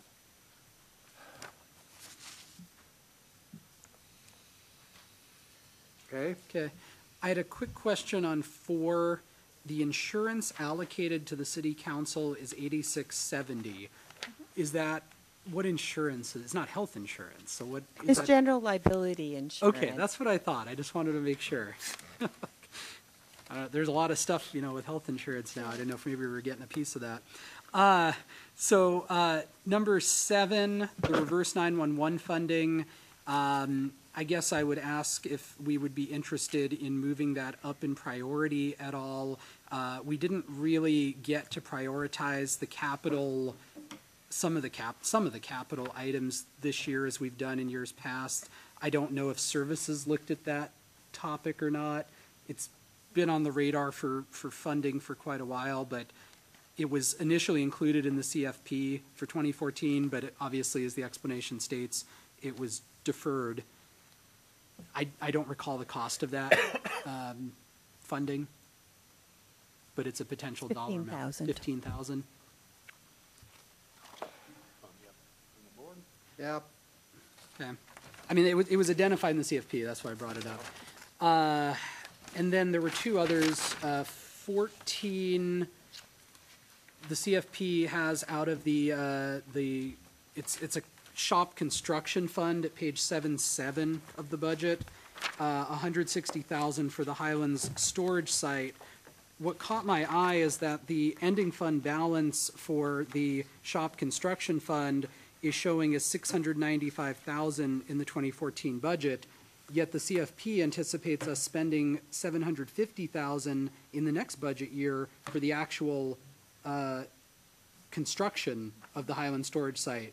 It doesn't seem like, unless we do a higher transfer in the next year, we'd be able to cover that. So it was a question in my mind whether we wanted to consider deferring the storage site $160,000 for an additional year until we can figure out if we're going to have enough revenues to cover that.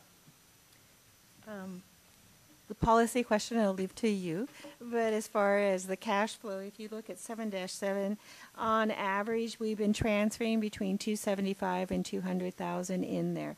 So if we came into 2015 after we did design, we would anticipate bringing in the remaining difference because we've already accumulated cash of $695,000. So even if you assume that the construction would come in higher, you would be close to $900,000. Is the idea, Diane, that once the Highland storage site is constructed, that this fund would have no further outlays? Because you're basically talking about zeroing out the fund in 2015. That I would have to connect with the Public Works operations.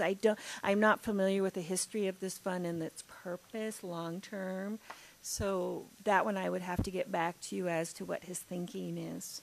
I'm also concerned because if there's annexation, I know there's been talk about needing a potential shop site in Klahani. And so, you know, if you zero out this fund for the Highland site, what are you left with? And so there were just a lot of concerns I had about that 160 outlay in 2014 and the timing of that.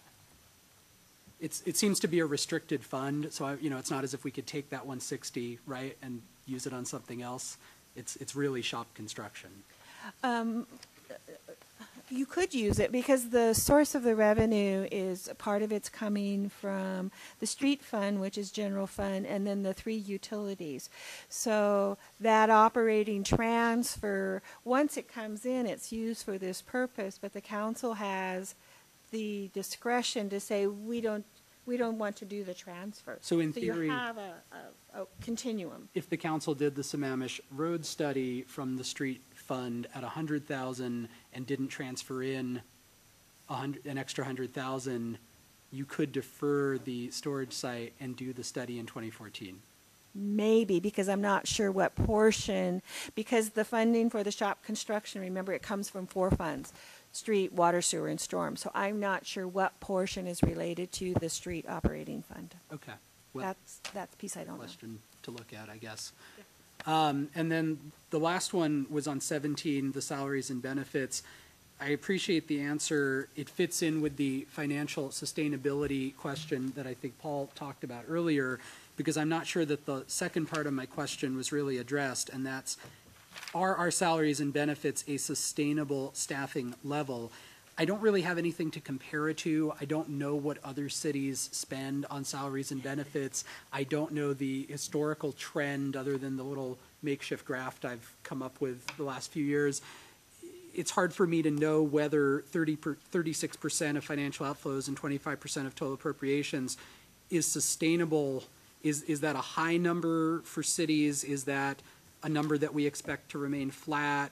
You know, we add positions all the time, but then we also trim and reorganize. And the answer told me, you know, the percentages, but it didn't really tell me the sustainable part. So it fits with what I think Paul's been driving at as well. And maybe it fits into that question. You know, and one of the difficult things is because each city is unique and how it values the different services, it's all but impossible to do an apples-to-apple comparison, because in some communities, for instance, parks might be one of their primary drivers, and they may choose to invest substantial resources. So the level of services that each city provides is a little different. As far as whether our wages are reasonable, we had some conversation about doing a compensation study. We actually had thoughts about doing it, and the study would probably run someplace between $75,000 to $100,000 because we didn't know how we sat in the marketplace in comparison to our peers. But as you can tell, we took that off the list because there was other higher funding priorities, particularly with the council goals, so that came off the list. Whether or not it's sustainable, I think that goes to some of your future discussion here that's coming up shortly. So I wasn't really sure how to answer that one. I really thought that's sort of at a policy level. Okay, Thanks. does that do it, Josh? Yeah, thank you. Perfect. Okay. To the, Josh, I was unclear about your question. I see it was written up on the board, the per capital for human service funding.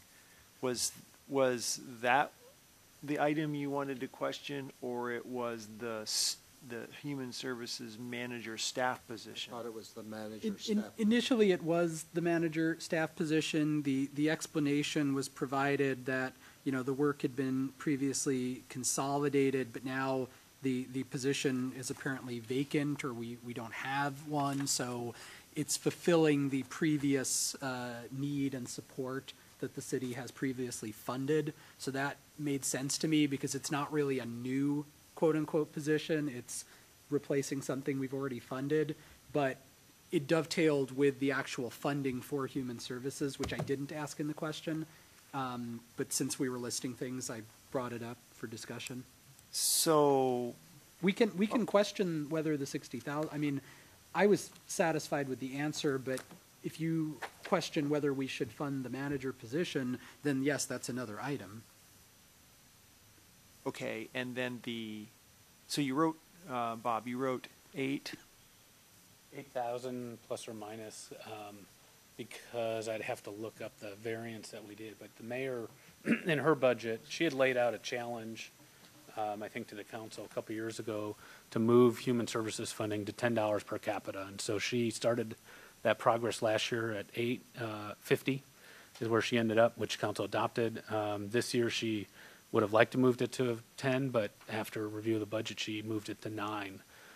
So that variance in funding is about 8,000 and change. Oh, okay. Yeah. So that's what I heard Joshua say he wanted to debate. Again, I guess really the question is, what's the per capita funding? It's a policy. Yeah, it's a policy question. It has a number, but But it has a number affiliated with it this year. Okay. Okay. 7,250. How much? Okay, 7,250. so Paul, I think you've got some thoughts or ideas around ongoing financial sustainability and how we might move in that direction. So Bob, stay there at the board.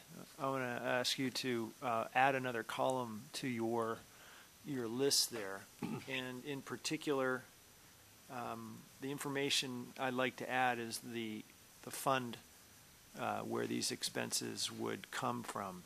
So I've been trying to keep track. The top one is the Chambers study. No, not listen to me. I'm already messing that up. I'm looking on my list. The city campus feasibility, is that what that is? Mm-hmm. So that is the original source is mitigation transferred over to capital improvement. So it's mitigation.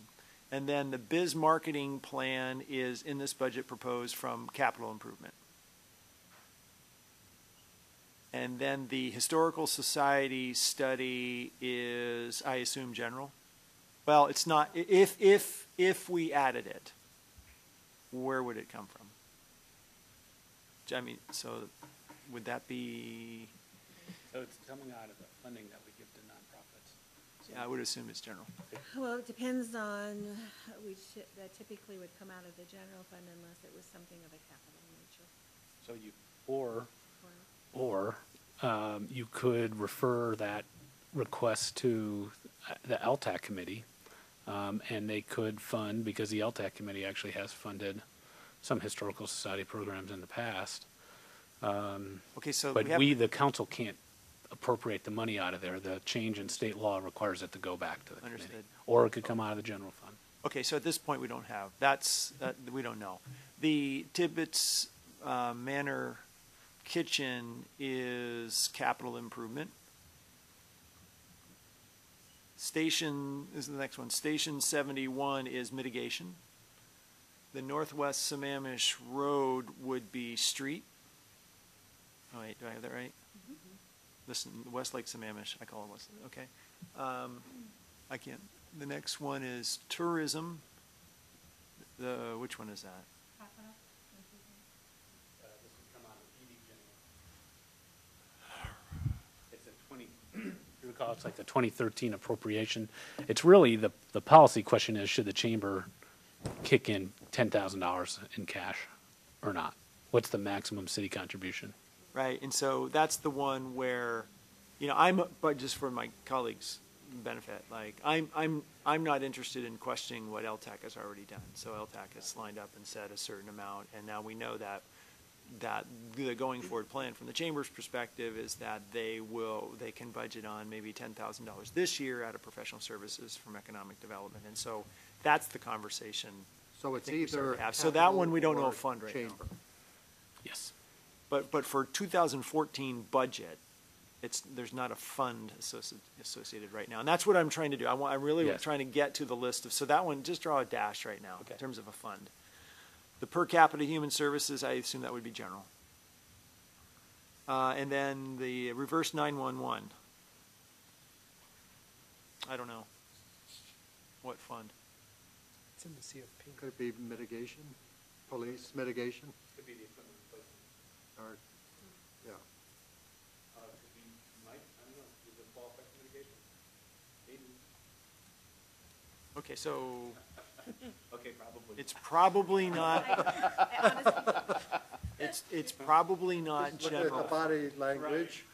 I don't know. It's probably not general fund. And then the Highland Shop. Well, street water, sewer, and stormwater. Non-general fund. So what's interesting to me is we've got, you know, we have a proposed capital fund of ongoing expenses exceeding ongoing revenues of 822,000, and we have 7,250 on the board. You mean general? You mean In general? general. Did I say it again? I meant to say general, sorry.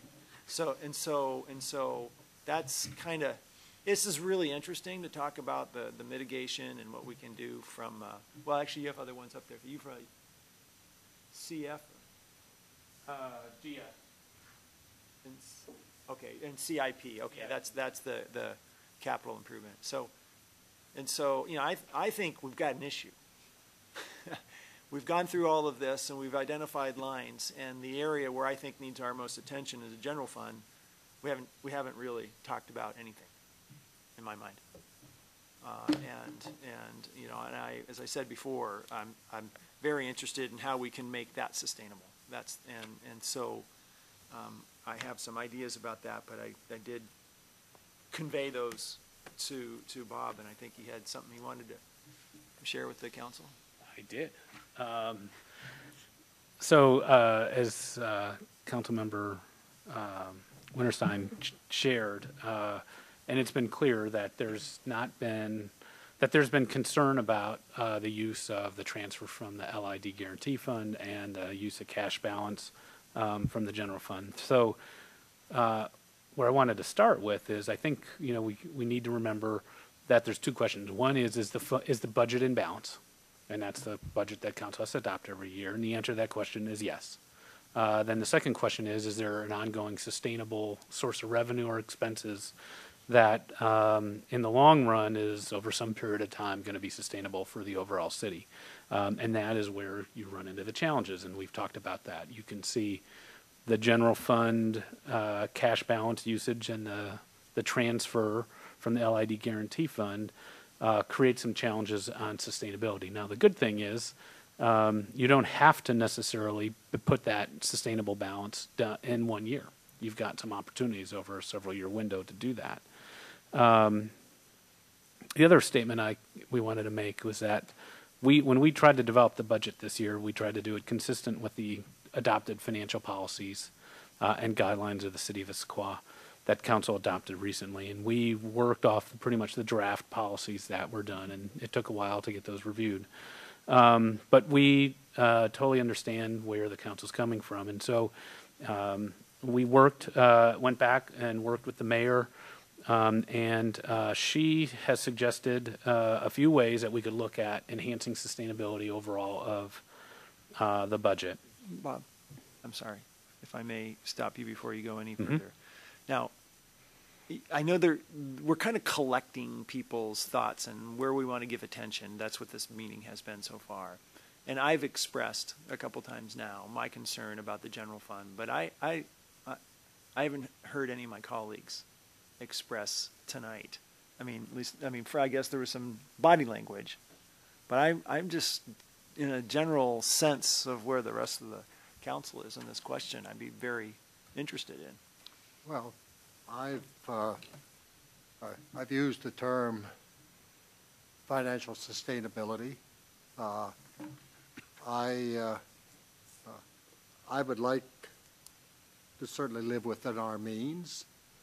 We are where we are right now because of a variety of reasons, but I think we need to try to get a better balance between revenues and expenditures, certainly in the general fund. And I think that's an important conversation to have. And I don't know whether we can do it within 1 year or 2 years or, what. I don't want to, move so quickly that I want a reasoned approach rather than just taking a meat axe to it. And I think that there are some things that we can do. Our ending fund balance is, as compared to our financial policy, is 21% versus 15%. That provides perhaps some opportunity. But I think there's some other things that we can do also, and I think I would support having some discussions around that. So I think that different people defined balance differently, but the 2006 budget, 2007 budget, 2008 budget, 2009 budget, and 2010 budget all had budgets that had proposals to keep the ending fund balance the same as the beginning of the year. And I think that is a gold standard. And I think that includes some rough times in there that required some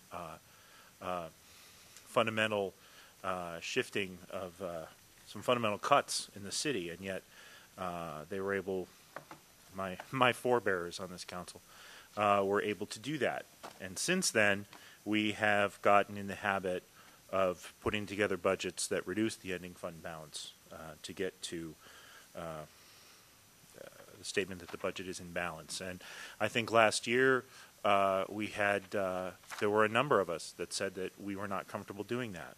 And so this year we said we wanted to talk about fundamental financial policy and where we were going to be going. And we came up with some policies on how we wanted to look at ending fund balance. But I am not comfortable with the $820,000 difference. I think that within that context, seeing, we have about a 3%, if you look at the last 2 years in aggregate, we have about a 3% increase in staffing. And I think that's tough to justify. So I am very much in favor of this council adopting a budget that gets back to balance, ending fund balance compared to the beginning. I think it's important, and I think it was important a year ago.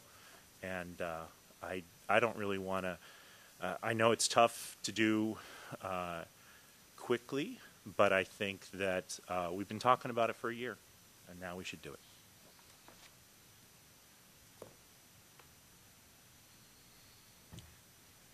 I think we enjoy and have for a good while, a healthy financial position in our city, and we've talked about it quite a lot. And I think that allows us to be perhaps a little less concerned about dipping into our ending fund balance.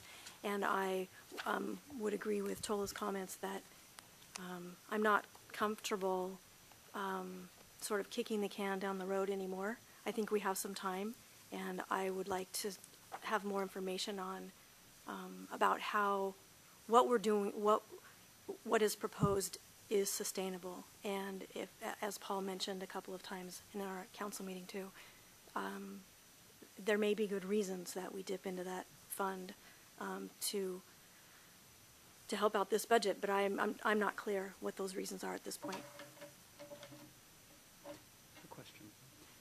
I have a question on, we talk a lot about the expenditure side, and I know that the revenue side plays a big part in determining what the ending fund balance is. And so we keep talking about the, what is it, 722, 822, I pulled that number originally, I should remember.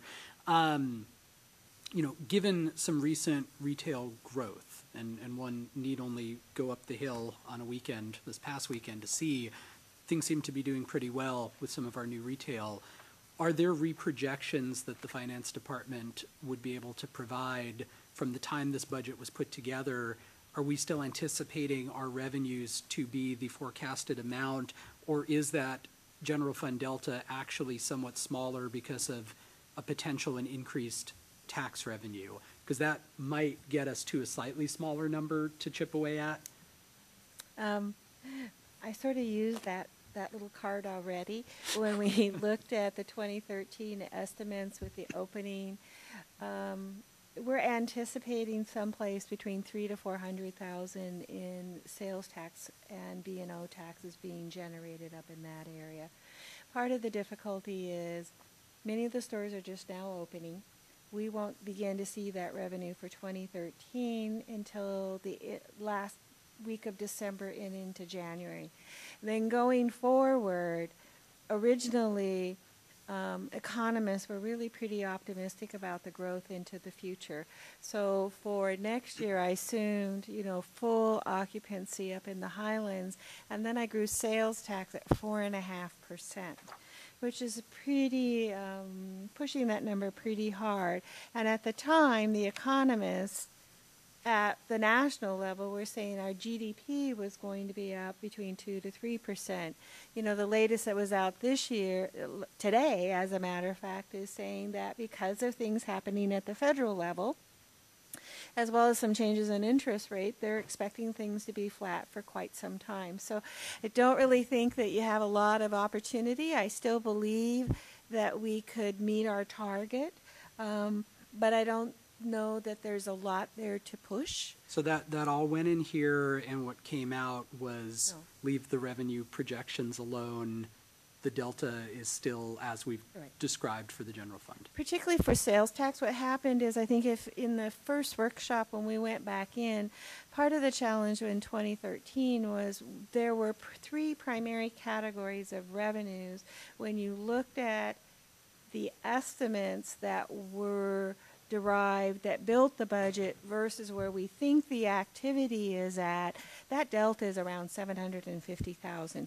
So that's our part of our challenge. Really isn't on the expenditure side, it's really on the revenue side, because the targets that we had set up a year ago were not hitting. And so when you look at like red light cameras, you know, that was a number that started to come out. We started to see in July and August, and that's when I met with the police department and the court and said, what's going on here? You know, the same thing with the jail. We had a high year about 2 or 3 years ago, and we continued to be hopeful that we would hit that target. And then we have Parks and Rec. That is another number when you look at the historical past versus what we have actually been budgeting. There was a big delta there. So unfortunately what I did was when I came into 2014, I said, okay, let's really adjust those numbers to where we think they're going to be versus having this conversation in August or September of next year. Okay, well, thank you. And I guess fundamentally then, I would want to know from the administration, perhaps, what is the way that you would recommend cutting $720 $20-ish thousand out of the general fund, what's the menu of options? Because as Paul astutely points out, we apparently haven't come up with anything thus far other than, some small amount for per capita human services funding. So I guess I would have to turn to you for guidance in, where could these cuts be made? What is the universe of options to make those cuts? Hopefully there's more than one way to skin the cat, but it sounds like there's an interest in balancing the general fund. And if that's the case, something's got to give, and I want to know what the menu is to read. So that's a great question. And I would start with where you started on the revenue side. So the council's been reviewing the gap in cost recovery in terms of what we charge for development. And there's approximately $800,000 gap in costs relative to revenue as it relates to fees that we charge developers to come in and do that.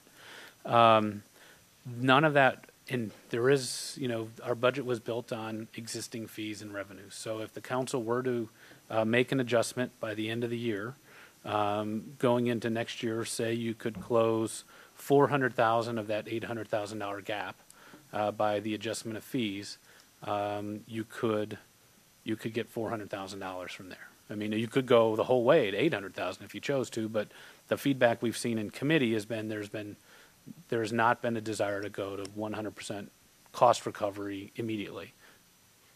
And this is a topic of the November 12th workshop. Council workshop. You talking about new construction fees? Or? So it'd be land use fees, Permitting fee. building permit fees. I think primarily it's been in front of Land and Shore now for several months. Because you have to assess, I think, the economic point at which you increase the fees, but then depress the incentive to create that growth. And so then, at what point I forget if it's macro or micro, but it's been a long time. But, at some point you raise over here and then you start to lose over here. And so where is that cross on your axis between where you can push the fees high enough, but you're still not losing the actual construction or growth or economic drivers, right? So I think yes, that's a fair question. I think what Randy Young would say is don't undersell yourself. This is an extremely desirable place for businesses to locate, and we have undersold ourselves for a number of years in terms of what our fees are and what our taxes are. Our B&O tax rate, if you remember the presentation from the ED director, is one of the lowest in the state. Even if you went to a point halfway to where some of the surrounding communities were, you'd still be significantly cheaper. And from a tax perspective, it probably wouldn't cause businesses to move out of the community. It's still cheaper to be here, and it would generate substantial revenue. But we haven't put that on the table yet. But the one that we have been talking about with the council, and council hasn't acted yet, is recovery of development fees. And generally, the perspective of council has been to try and have development pay for itself, and the fee rates have just not stayed up with where that needs to be. The second item is that we would suggest is that we could cut, and I don't have specifics for you this evening, but what you could do is direct the administration to cut approximately $300,000 in general operational budget cuts that come out of the general fund, and have that report back to council at the mid-year budget adjustment. So essentially you would be appropriating the budget, which I said is in balance, using cash balance, but you would know that by mid-year next year, $300,000 of that transfer would be gone. And so we would look at, some of our existing programs and staffing, and we would make that adjustment. And come July next year, you would ask the mayor, administrator, and finance director, did you make the cuts? And we should be able to identify those for you. If not, then the council should proceed with go ahead and making those adjustments at that mid-year budget review. But I think what this does is buy us some additional time and look at what some of the adjustments in staffing would be. There's always attrition that happens when people retire, or there's some potential programs that are currently under review that may save some additional revenue, and we'll just move that timetable up to make sure it got done by mid-year next year. And then the other piece is I think as the finance director said, you know, until we really start to see some of the numbers on the sales tax, it's a pretty solid number that we would use in the budget. But there are some fairly significant projects that still are pretty close, that I don't know if they've been 100% accounted for in the budget. So just a few of those would include the Raleigh Hotel. That'll be, I mean, they're in dirt now. That'll start getting constructed into this next year. The Gilman Square redevelopment, and 2 Polygon projects, Lakeside Apartments, they'll be beginning next year, and the Brownstones project. So there is some construction sales tax. You know, the challenge with building that into the budget is you don't know for sure how much you're going to generate from that. But those are, you know, we have, as you know, you get and we put on the website a fairly long list of projects that are in development review. And so those 4 that I picked out are they're multi-million-dollar projects, which should have fairly significant impacts on construction tax revenue, sales tax revenue, which we haven't really built into the budget. So there's some opportunities there as well. Can you explain what you mean that this budget is in balance? Because by that definition, I think the only organization that can't have a balanced budget is the U.S. federal government. The budget's in balance. I mean, if you look at it, your revenues and your expenditures are in balance. Now, you're using cash balance for that, but that's a fully appropriate use of cash balance and funds. So at the end of the day, the council has to adopt a budget that's in balance, and there's a whole variety of ways that you can account for that, and one of those are the use of the cash balance. So. Well, if I may, for my colleagues' purpose, I've been really wrestling with that same question, and then it occurred to me that last year I voted on we are by law obligated to pass a balanced budget, and that's what we did last year, and we dipped into ending fund balance. So, and there's the technical definition of a balanced budget, and frankly, I have to accept that.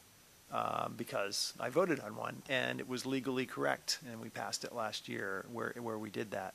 So I've shifted my attention to exactly what it now says in our policy. Are our ongoing revenues covering our ongoing expenses, and in a sustainable way? And so that's where my focus is right now, and plus I've stretched it out, and like Fred said earlier, I think he used the word hatchet or something like that. I have to, one of the great steps that's happened recently, I think, you know, that the development of a 5-year forecast, and I look forward to that getting better and better.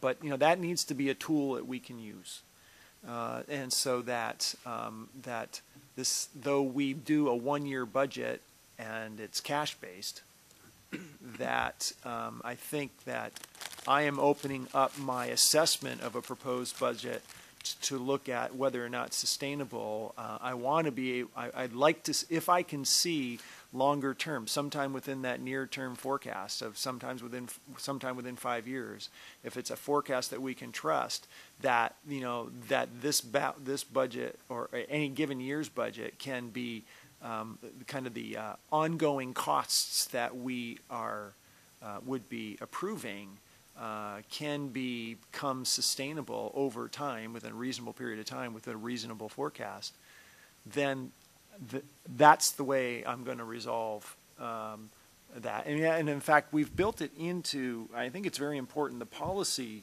that we passed about that is that in particular phrase in our new policies is, and I've quoted it a couple of times already, ongoing expenditures funded by ongoing revenues. And there's a comment in there that the city should minimize any reliance on non-recurring revenues for funding ongoing operational costs. And, you know, I think that phrase, should minimize reliance, is where we've given it a little bit of wiggle room, like for a given year. Let's try to do it. But in this particular year, and I would read that as And if we can't, show me how it can be sustainable in the next year or two. And I think that that's the room that's in that policy.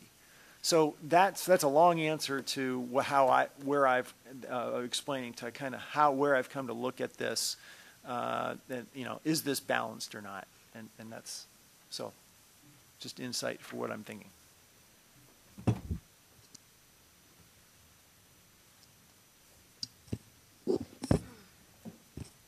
I think it's important that we are having this conversation this evening, that we are balancing our revenues and expenses. And I think one of the things, we've talked about a number of them already this evening, and I think some of them are important to, I know that in regards to like development fees and so on, they're actually in Land and Shore right now. And I don't know how much, if there's going to be an increase in those, but I think it's important to take a look at what our neighboring cities and do a comparison. I think if you'll do that comparison, you'll find that we're quite a deal here in Issaquah, both in development fees and in B&O fees. So I think it's time to take a look at how we do business and compare ourselves to some of our neighboring communities as to how they're doing business, and making sure that we are still competitive, that we're still that great city that people want to come to, but whether we're not cutting ourselves short in what we're looking at in development to help with. And I think also, as Paul was talking about, when we went through the financial policies, looking at a 5-year forecast, another great tool that will help us not sort of slide into this way of doing business that we have for the last couple years, that it's easy to balance the budget, and we're required to balance the budget, but taking a little bit harder look at some of the means by which we get there and not just simply add some to the bottom line. So looking at how we do business and comparing ourselves to neighboring, I think is going to be an important piece. So Josh, you asked a question. City Administrator Bob answered your question and suggested a number of ways to move towards complying with our financial policies that existing revenues pay for expenses, suggested that an increase in fees of $400,000, a mid-year adjustment of identifying $300,000 in cuts when we make our mid-year adjustment in June or July, and then talked a little bit about some future development, which is a little speculative because a lot of times, quite frankly, those things don't happen on the schedule that we would like for them to happen. So there appears to be a way of whittling down considerably the $820,000 gap between revenues and expenditures if we so choose. I would point out that our November 12th work session will be looking at fees. That discussion has been ongoing in Land and Shore at least for 3 meetings, as I recall, and I believe it's important that we get that before the full council after we've had an opportunity to have some discussion as a group at our council work session in early November.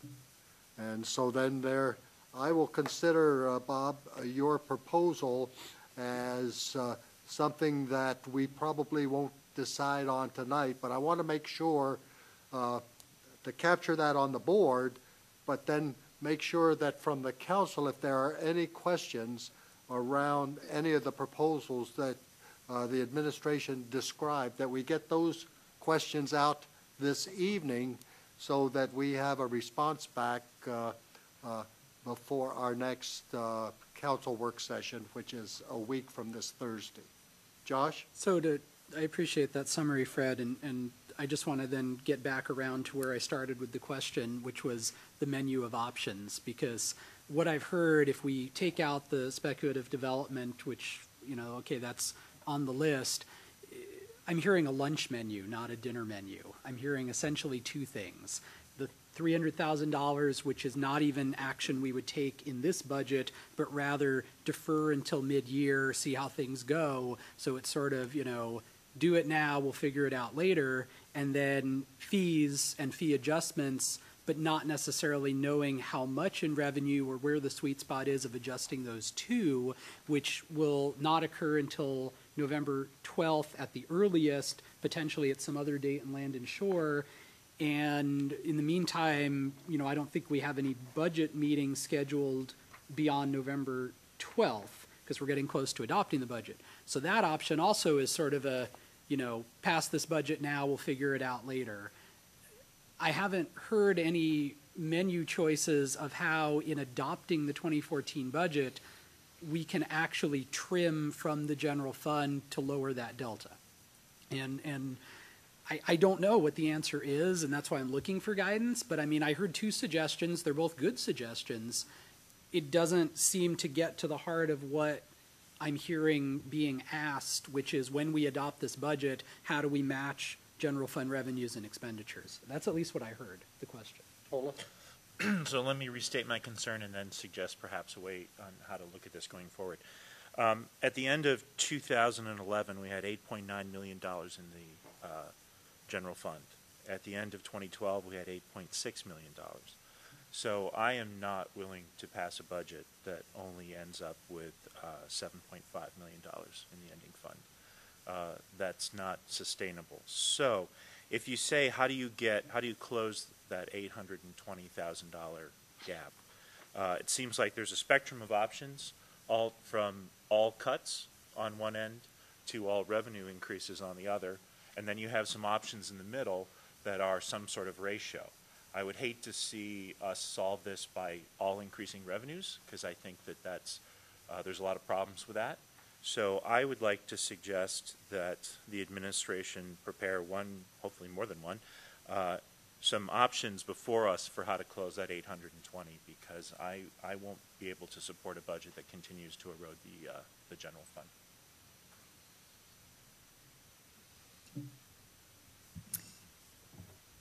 If I might provide some information, particularly with the beginning balance in 2012 of the $8.5 million. One thing that I would share with the council in going back in and doing some research, included in that balance was really one-time money from the construction of Swedish Hospital. And so what happened is when you went into 2012 and looked at our sales tax projection, because the assumption was made that that would be an ongoing revenue source. So the reality is you almost need to do a little slight adjustment, because that 8.5 truly includes some one-time money. So that's why you then sort of settle down that balance around the $7.5 million. Thank you.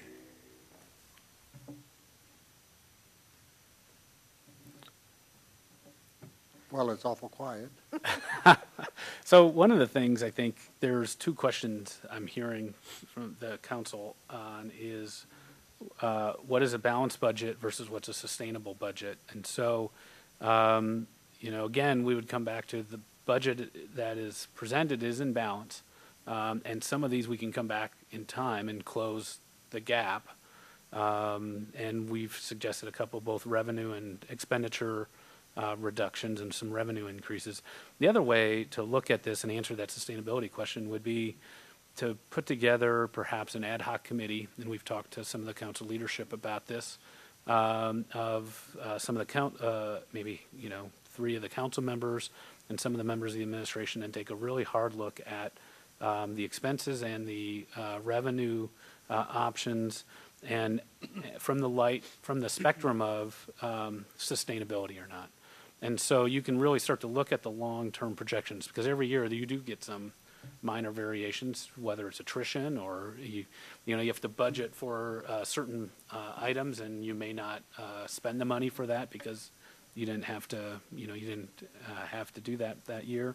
But from that perspective, I think both the administration and council can work together on identifying and looking at all these expenses and, and programs, because some of these may come back to a level of service that is desired by the council, and that could have an impact as well. It may have an impact on, some of the laws that we have in place, some of the policies that we have in place that the council may want to, take a look at, because those policies have financial impacts. So if the council was interested in doing something like that, again, I think, we would suggest that you tie it back into that July 2014 timeframe, so that when the 2015 budget gets developed, we've got most of that work done, and then we could perhaps look at what assumptions would go into that budget for the next year. But, I think one of the challenges that we're facing is from on the expense side, we got some departments that just aren't even performing at an expected level of service. They just don't have the staffing anymore, and we've cut those departments to the point where they're having a hard time meeting the expectations of those departments. And I think the council and the mayor has done an excellent job at keeping our revenues in line, but the only revenue we've really had, growth that we've had since 2007, has been through growth.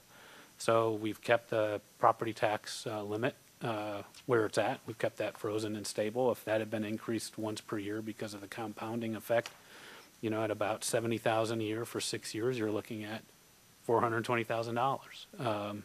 So, taking a holistic look at the revenues, and there were I think very good reasons that was done. We obviously had a great recession, but looking at both the revenues and the expenses and the sustainability of that and some of the policy implications of that, there may be an opportunity to really take a hard look at the sustainability of the budget in the long term. I think the mayor and the administration are concerned about that as well. So there's some opportunities to partner on that.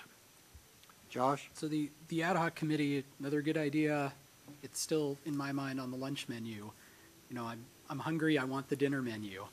I want to know how, when we adopt this budget, we can close the gap.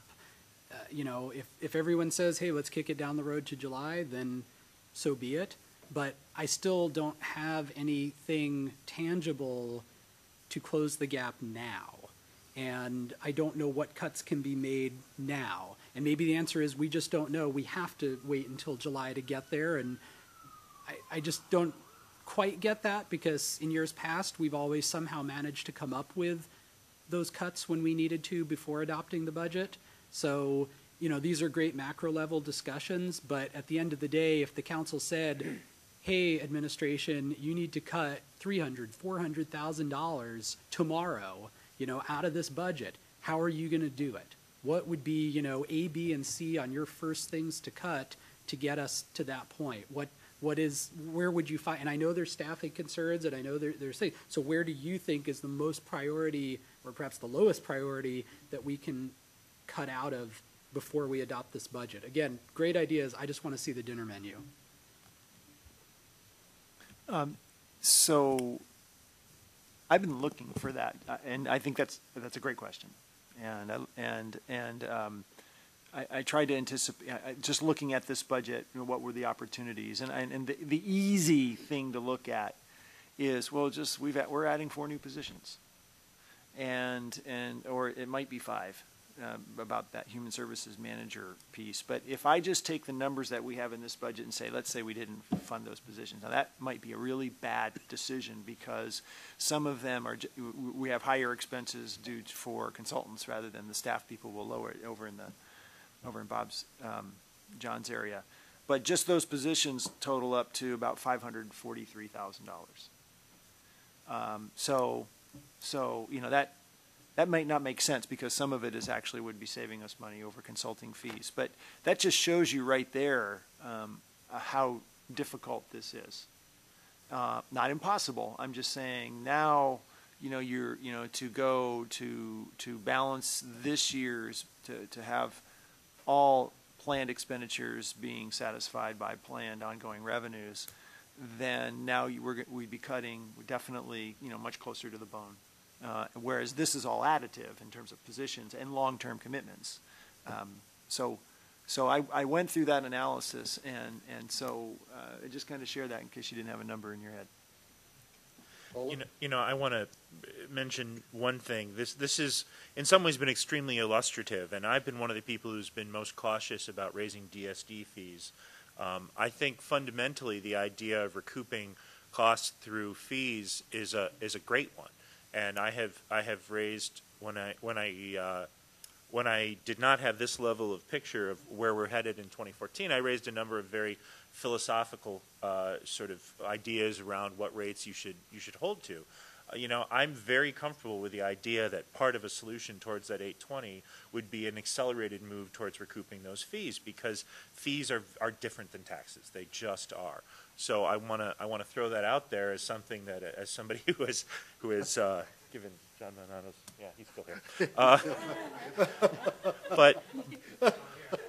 But the tough part is I think we need to make these decisions this year. I think many of these issues that people at home don't know, but many of these issues we discussed last year, and we did go nickel and dime along the way to try to recoup costs. And so we've been talking about it for a year, and I think we just have to use the holding our feet to the fire by needing to come up with a budget this year to go about doing this. So that's where I'm at. Anyone else? Okay.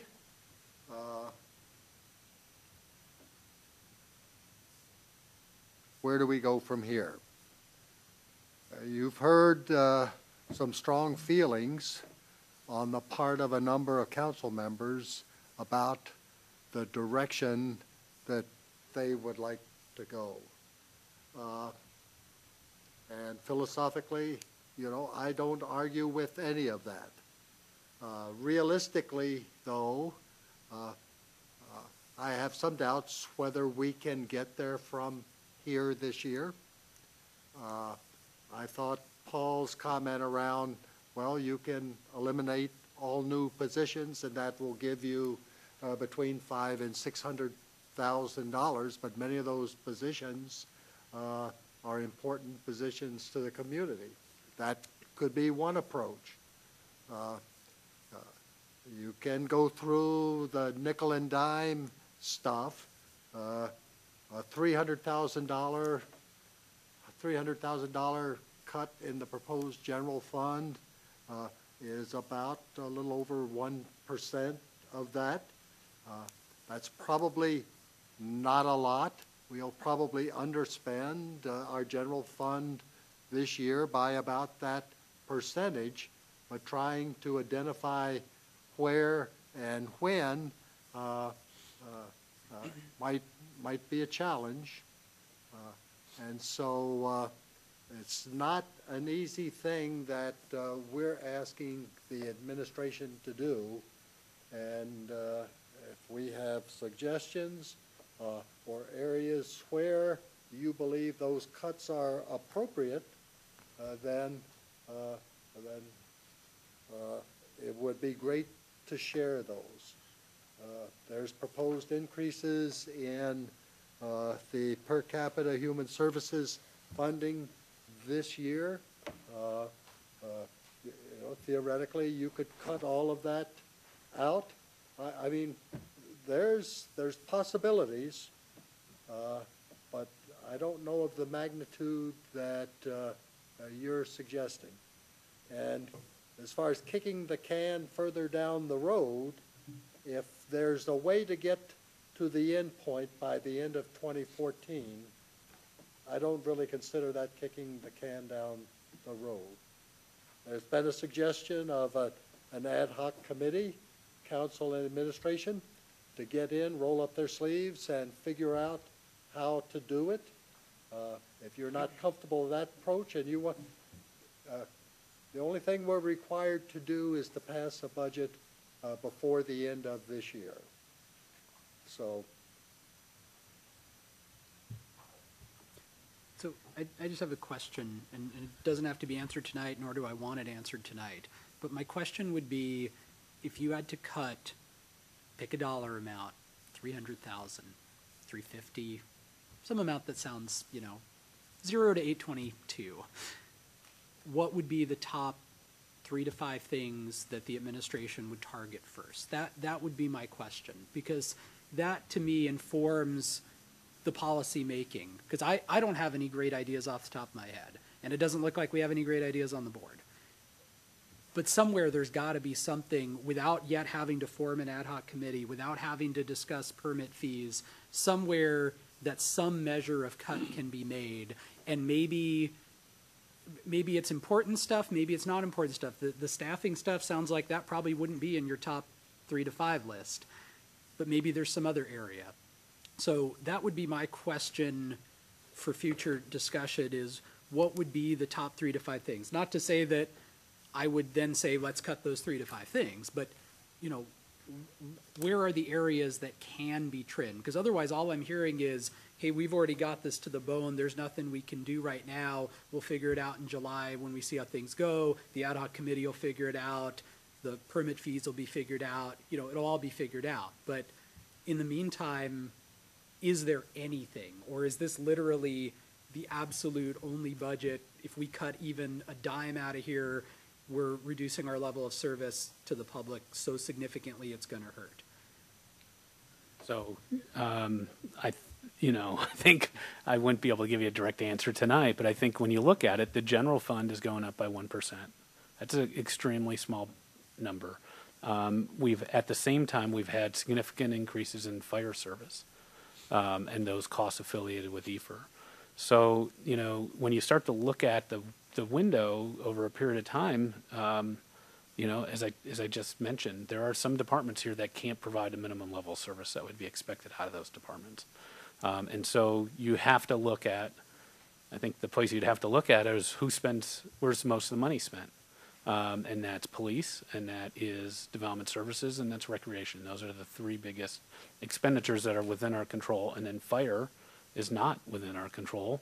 It is part of an interlocal. So, you know, there's some opportunities there if the board could look at what the overall expense is at EFR. But, you know, I think if there was some, you know, if you wanted to give us a number to shoot for, we could do that. But, you know, I think what we were hoping to do is that, you know, in the budget ordinance that you pass, you could direct the administration to cut by X by certain date, and we would be back at that date with the cuts. So in reality, it's a cash financing mechanism to use the cash balance, because at the end of the year, the cash balance is going to be there. Because that's in 6 months' time, we should be able to identify what exactly those adjustments are. You know, I mean, it's, you know, in most cases, I think you'd be talking about positions, and we want to be sensitive when we're talking about people. I mean, they're real people and their families, and that's, I think, what some of what you would see on the list. Because, you know, we mentioned the 2 construction inspectors. So we had contracted that out, and we were replacing that with a cheaper service by hiring people. If you cut those 2 positions out of the budget, that means we have no construction inspection services at all for this upcoming year, and that's just, it's like a nullity. It doesn't work. We have to inspect the work that's happening in the city streets. So, so that wouldn't be on your top 5. No, because but you wouldn't be able to provide those services. I'm just interested to know for the future discussion, if you could pick 3 or 5 things that would rate as the least essential, you know, out of the general fund. I mean, is there any guidance there? I mean, obviously you want to have everything. You want to have what's in the budget. You know, it all seems essential. But again, based on that question, if the council said come back and cut 250, 300, you know, out of this budget, and you had to wake up tomorrow morning and take a pen to paper and do it, what would be the top 3 or 4 or 5 things that you would cut? And again, I'm not asking for the answer tonight off the cuff. That's what I would want to look at. Again, keeping in mind that all these other strategies and tools and committees and permit fees and July budget adjustments are great ideas and great strategies. I just want to know, is there anything we can do now? And maybe the answer is no. This is all we can do and we just don't know. I don't know. But I'm just looking for guidance at the future budget meeting. Okay. Well, we've probably talked about this enough. I'll go around the table and one more crack at this before I try to summarize direction as we prepare for our next budget deliberation meeting. Joe, any comments? Thanks for starting with me, Fred. No, I agree. You know, we want to get used to having a sustainable budget. Looking through the budget, and I haven't looked at it in really great detail, but kind of have to go with what Bob says. It's starting to cut into people. Mm-hmm. And if you start cutting into people, you start cutting into level of service. Mm-hmm. I mean, there's all sorts of ways to save money. I mean, we can reduce DSD, start taking people out. And all the money we've invested in Kaizens to come up with a better streamlined process, we just make it harder for developers to develop here. I mean, we've worked for a lot of years to get ourselves to a position where we have a lot of efficiencies. And we're in a position where we can look at pro-development. We've got an economic vitality or development department that's helping us bring in and looking at how we can get more businesses. I mean, we've set ourselves up for a lot of things to progress into the future. And I would hate to see us stop where we're at because we weren't willing to invest a little bit more money to see if it would be seed money for the future. It could put us back an awful long ways if we started making priorities that started cutting some of the services that we've worked so hard to start streamlining. You know, we've got Klahani coming on, possibly. We're just in a real bad position, I think, to start looking at a lot of the big cuts when you start talking about levels of service. I understand that we have to start, you know, working it within our budgets, and I have no problems with doing that. But I really hate to see us start looking at level of service cuts that are going to put us backwards instead of forwards.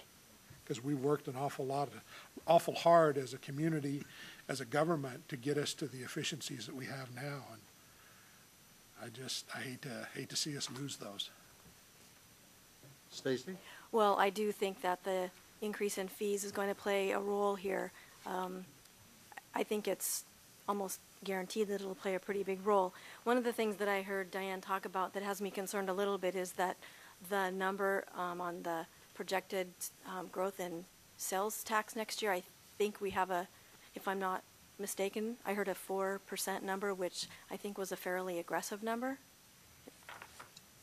At the time, back in August, when I work with a group of economists, particularly out of the city of Seattle and the city of Bellevue, because they have full-time economists. And when we were working together as a team, they were saying that a 4.5% increase for this region as compared to the rest of the United States was not an unreasonable number. So that's what we were doing back in August. Unfortunately, when we get into the last week of September, when the government goes into a shutdown, those are truly, I mean, those have some, it takes a while then to kind of get the economy back up and running. I'm just saying we need to be cautious because in the Pacific Northwest, we tend to be a little bit sheltered from what happens on the East Coast, and sometimes by the time it comes this direction, it sort of fizzles. But, you know, we're still seeing some strength in residential housing, which is a really good sign. So it's one of those things where, you know, I think I've shared with you every month I wait for the number to come to make sure to see how we're doing.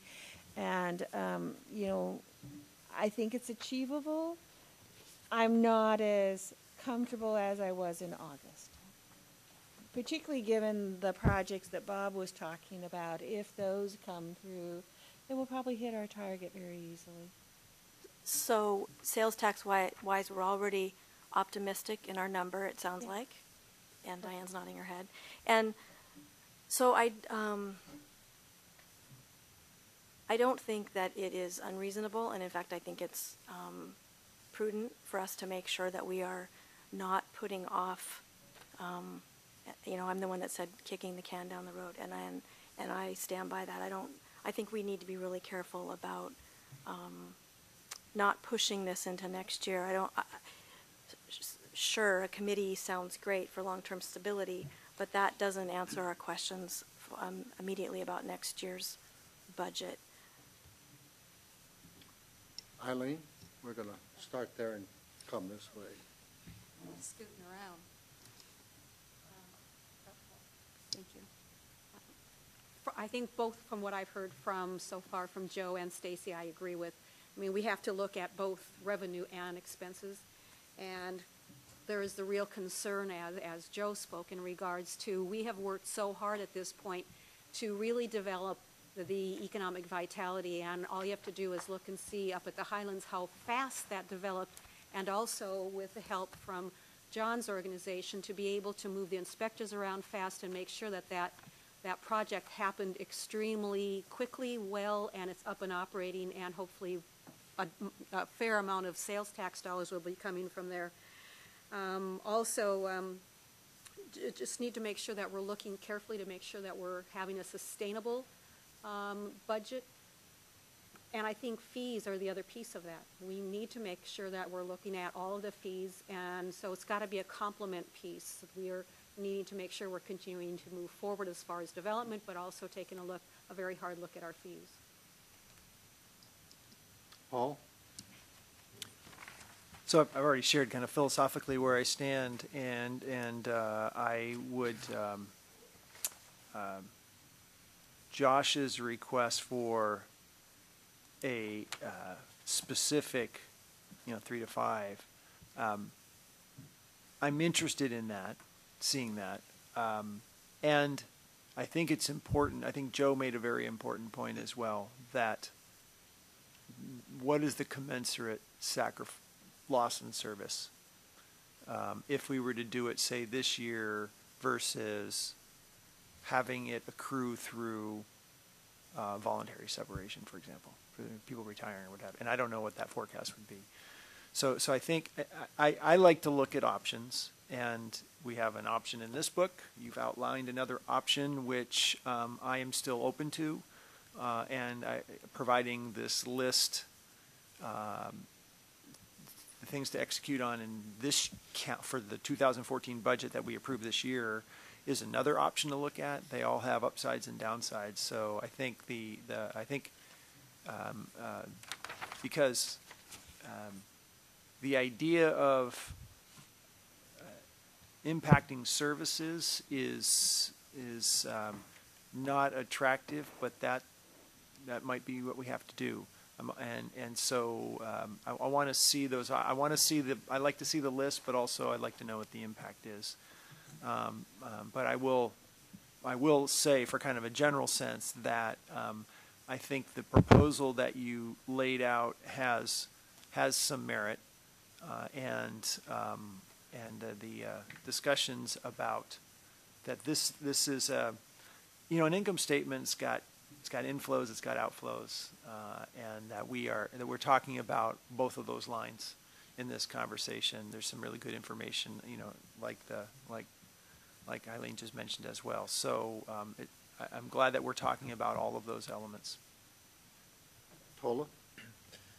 So I want to be careful. I don't think that really anybody tonight has talked about potentially reduction of existing positions as a potential solution to this, and I don't believe that's the will of probably anybody on the council. So I think we should just be clear about that piece. There's cuts and then there's cuts, and I think we can get to 820. I think we can get there, and I think we can get there this year. When Joe mentioned about investment, we have put together a great 4-person economic development team. We have an economic vitality commission. We have made economic vitality. The folks in this room have made economic vitality front and center in this city already with substantial investments. I'm not a glass half empty sort of person, but I think if you want to talk about risks upcoming and reasons to be careful, that we have potential annexation costs on the horizon. We have potential EFR costs on the horizon. We have potential water district costs on the horizon. And even looking out a little further, we have potential PSAP costs on the horizon should the county decide to do things in certain ways that make it difficult for us to do some of our police functions correctly. I agree with Eileen. It's critical to look at the competitive landscape in terms of fees. We are an attractive place. If we are not recouping costs, and if we are not being competitive, that may be a big part of potential solutions. But I would really hope to see a comprehensive proposal from the administration to address the $820,000. I would prefer not to a la carte it. I prefer, in the spirit of last year's staying with the big picture, I would prefer the administration come up with a proposal that they consider, if they have to do it this way, that this would be the best way to do it for the benefit of the city. Thank you. Josh? You know, I'm not going to beat the dead horse on the issue about how much would you cut and how would you do it. I think it's pretty clear from everyone's comments. I do want to make sure that we capture the adjustments on the whiteboard, because we'll have to, you know, up, down on many of those issues, as well as the policy decisions, that we don't lose sight of those, whether it's to the goal-setting retreat or, you know, some work session time that we address some of these issues. You know, I'm concerned about Tibbetts Manor as a viable, you know, cost sink. It seems to be, you know, losing money or just barely breaking even. I think Stacy's point about updating our city vision is well taken. You know, these are all discussions that we should have between now and the retreat. I've always seen the retreat and the budget as two sides of the same coin, and it's really a cyclical process that we put out the goals, and, you know, as they're put in the book here, they're implemented, they're funded, and then we come back at this point to sort of refresh that. And so hopefully we can continue to tie those two processes together, and I think we're getting better over the last several years at doing that. And on the positive side, I think the discussion we've had so far in this forum has been very good, certainly in comparison to some other years that I've attended budget meetings. I think we've really plowed some of the fields on some of these issues. We may not have a resolution on some of these issues immediately, but the discussion has been good on sort of a macro level. I think it's also positive. I haven't found a capital item that I really hate this year, like the retro reflectometer, or, you know, one little item in the budget, and maybe it's because they're not actually called out very specifically and they're all sort of rolled into things this year, but so maybe it's hidden and I just didn't find it. I do still want to find out about the probation officer cost neutrality issue. I do still want to find out about the project cost on Northwest Sammamish Road. You know, Paul raised a point earlier about that project not being in the CFP. There is a project in there relating to Northwest Sammamish Road. I don't recall off the top of my head if it's specifically this project as opposed to a broader and I think it's a broader type of project. This is a very small part of it, but I'm very concerned about, you know, $100,000 and having plans sit on the shelf. And, you know, I also feel the pain of residents in South Lake Sammamish, because I do feel that they have legitimate concerns about the city providing them with an adequate shoulder in that area, that things that were discussed back at the time of annexation. So I'm really interested in more details on this particular issue. I'm also very concerned that we might spend $100,000 and then there are going to be a plethora of other projects, potentially from Kohani, some within the existing city limits, that are going to fill in on top of this Northwest Sammamish Road interest and push the ultimate completion of that down the line. And then again, we're going to have plans sitting on a shelf. So some more detail on that would be appreciated, but I've enjoyed the process this evening. Thanks. Well, I wish I could say I've enjoyed the process this evening. I'm not sure I would categorize it that way, but it's been some good discussion. In summary, I hear a strong feeling on the part of the council that they don't want to push this into next year, that they'd like to see specifics.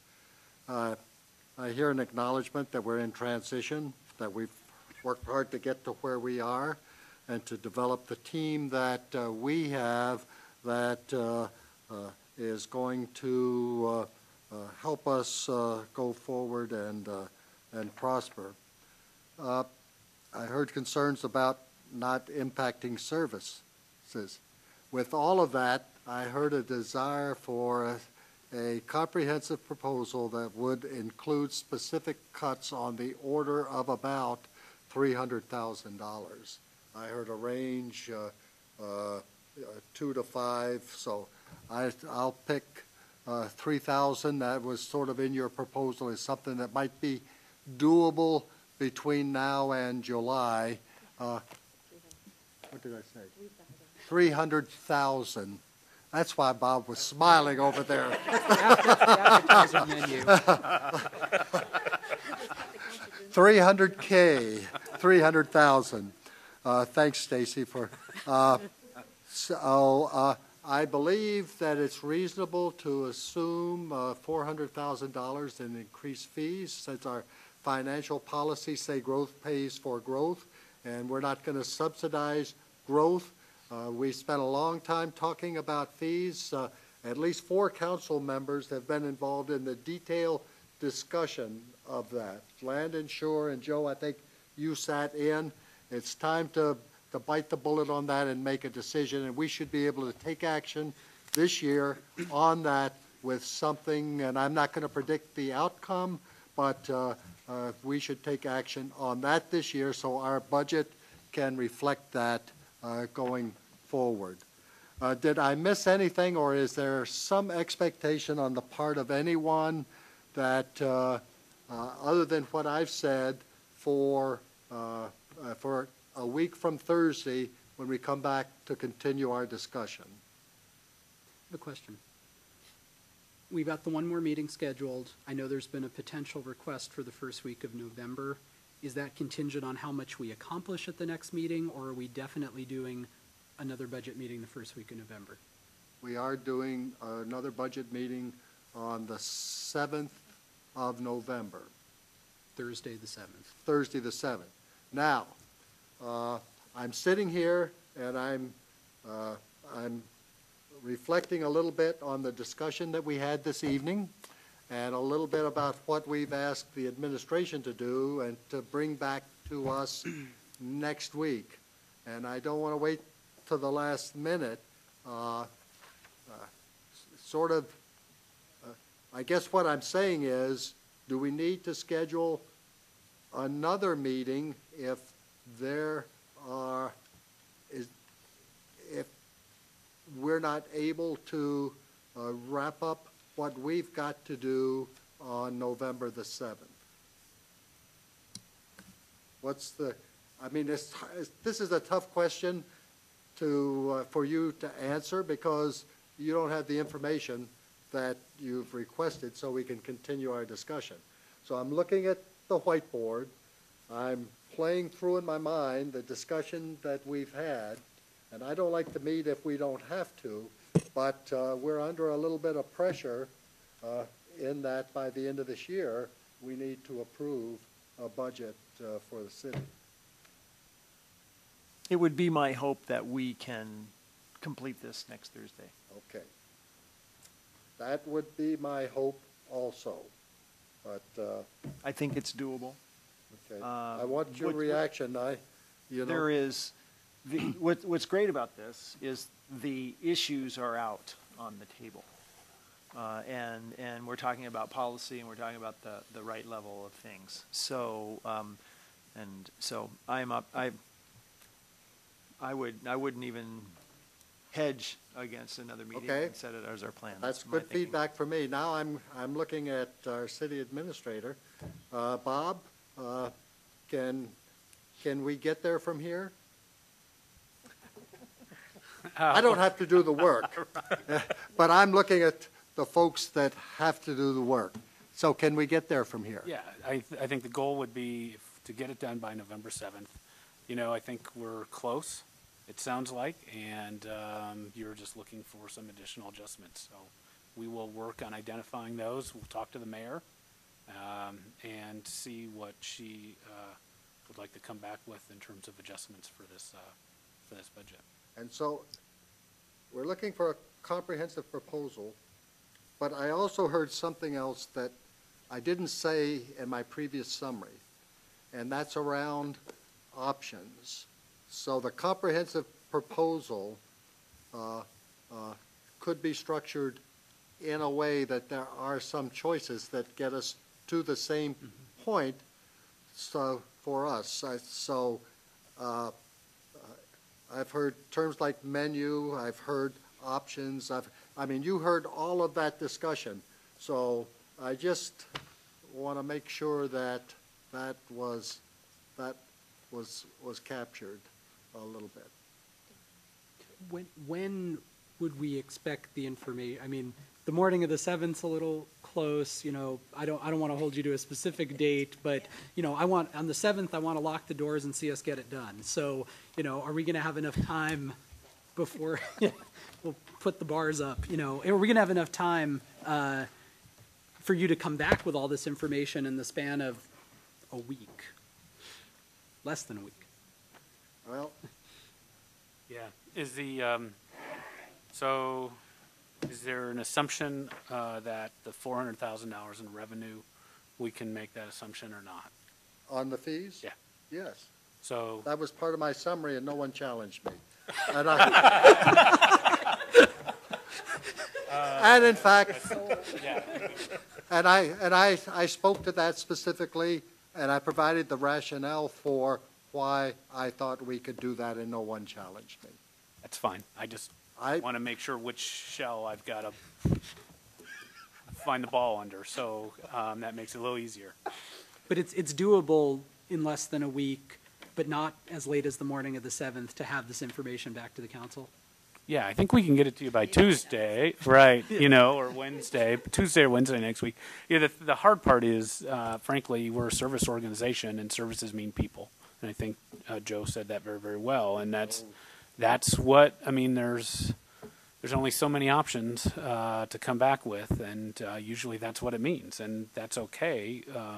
But we'll, you know, we'll come back with those suggested adjustments and what they mean. But I think we also heard we want to try and limit the impact on services. So that's, I have a pen, not a magic wand. So I'll try and come up the best that I can on doing that. But, you know, and then we have to talk to the mayor and make sure she's comfortable with the proposed budget, since this is her final budget until at least January 1st. And then I'm hearing a preference for close the business Tuesday, not later than noon on Wednesday, absolute latest. Okay, is there any other business, Eileen? Just a quick question. The budget adjustments that are up there, this is going to be an up and down Yes. on next. Can I then ask for just a little bit more detailed information on the business marketing plan? yes. Yes. On the campus study, the mitigation, maybe you can answer this right now. It occurred to me, when we did the Lakeside DA, was that 55,000 or whatever it was earmarked specifically for campus study, or was it simply money to put into mitigation that we could use for campus study? In other words, do we have to spend it on that? So it was $5 million to be used for government facilities. So I think the intent was that that it really, campus study may be a little bit of a misnomer. What it really was intended to do is we got facilities all over the place, and that's part of what drives our inefficiencies. But it's going to take a significant capital investment to do that. But once you have it, you're able to sell some assets to help pay for that final cost. And I think the 55,000 was the start to say, how much space would we actually need, and then what efficiencies could we find? You know, because I think we have an idea, but this would really drill down and say, okay, here's where some of the cost efficiencies could be created, and then we have a real understanding of what the capital cost would be. And what's the time horizon for effectuating those capital costs? Because again, it gets back to the plans on a shelf thing. So, were you going to say something? Well, I was just going to say, if you've got a specific question, you can get back with the answer, and we don't need to hold everyone. I was just so offline, rather than debating each of those now. We've had some discussion on each of those. If there are individual questions, get with Bob and let him know, and we'll go from there. Any other business? Okay, we are adjourned. Really hard stop at 8:30, eh? So Bob, that's my question. Okay.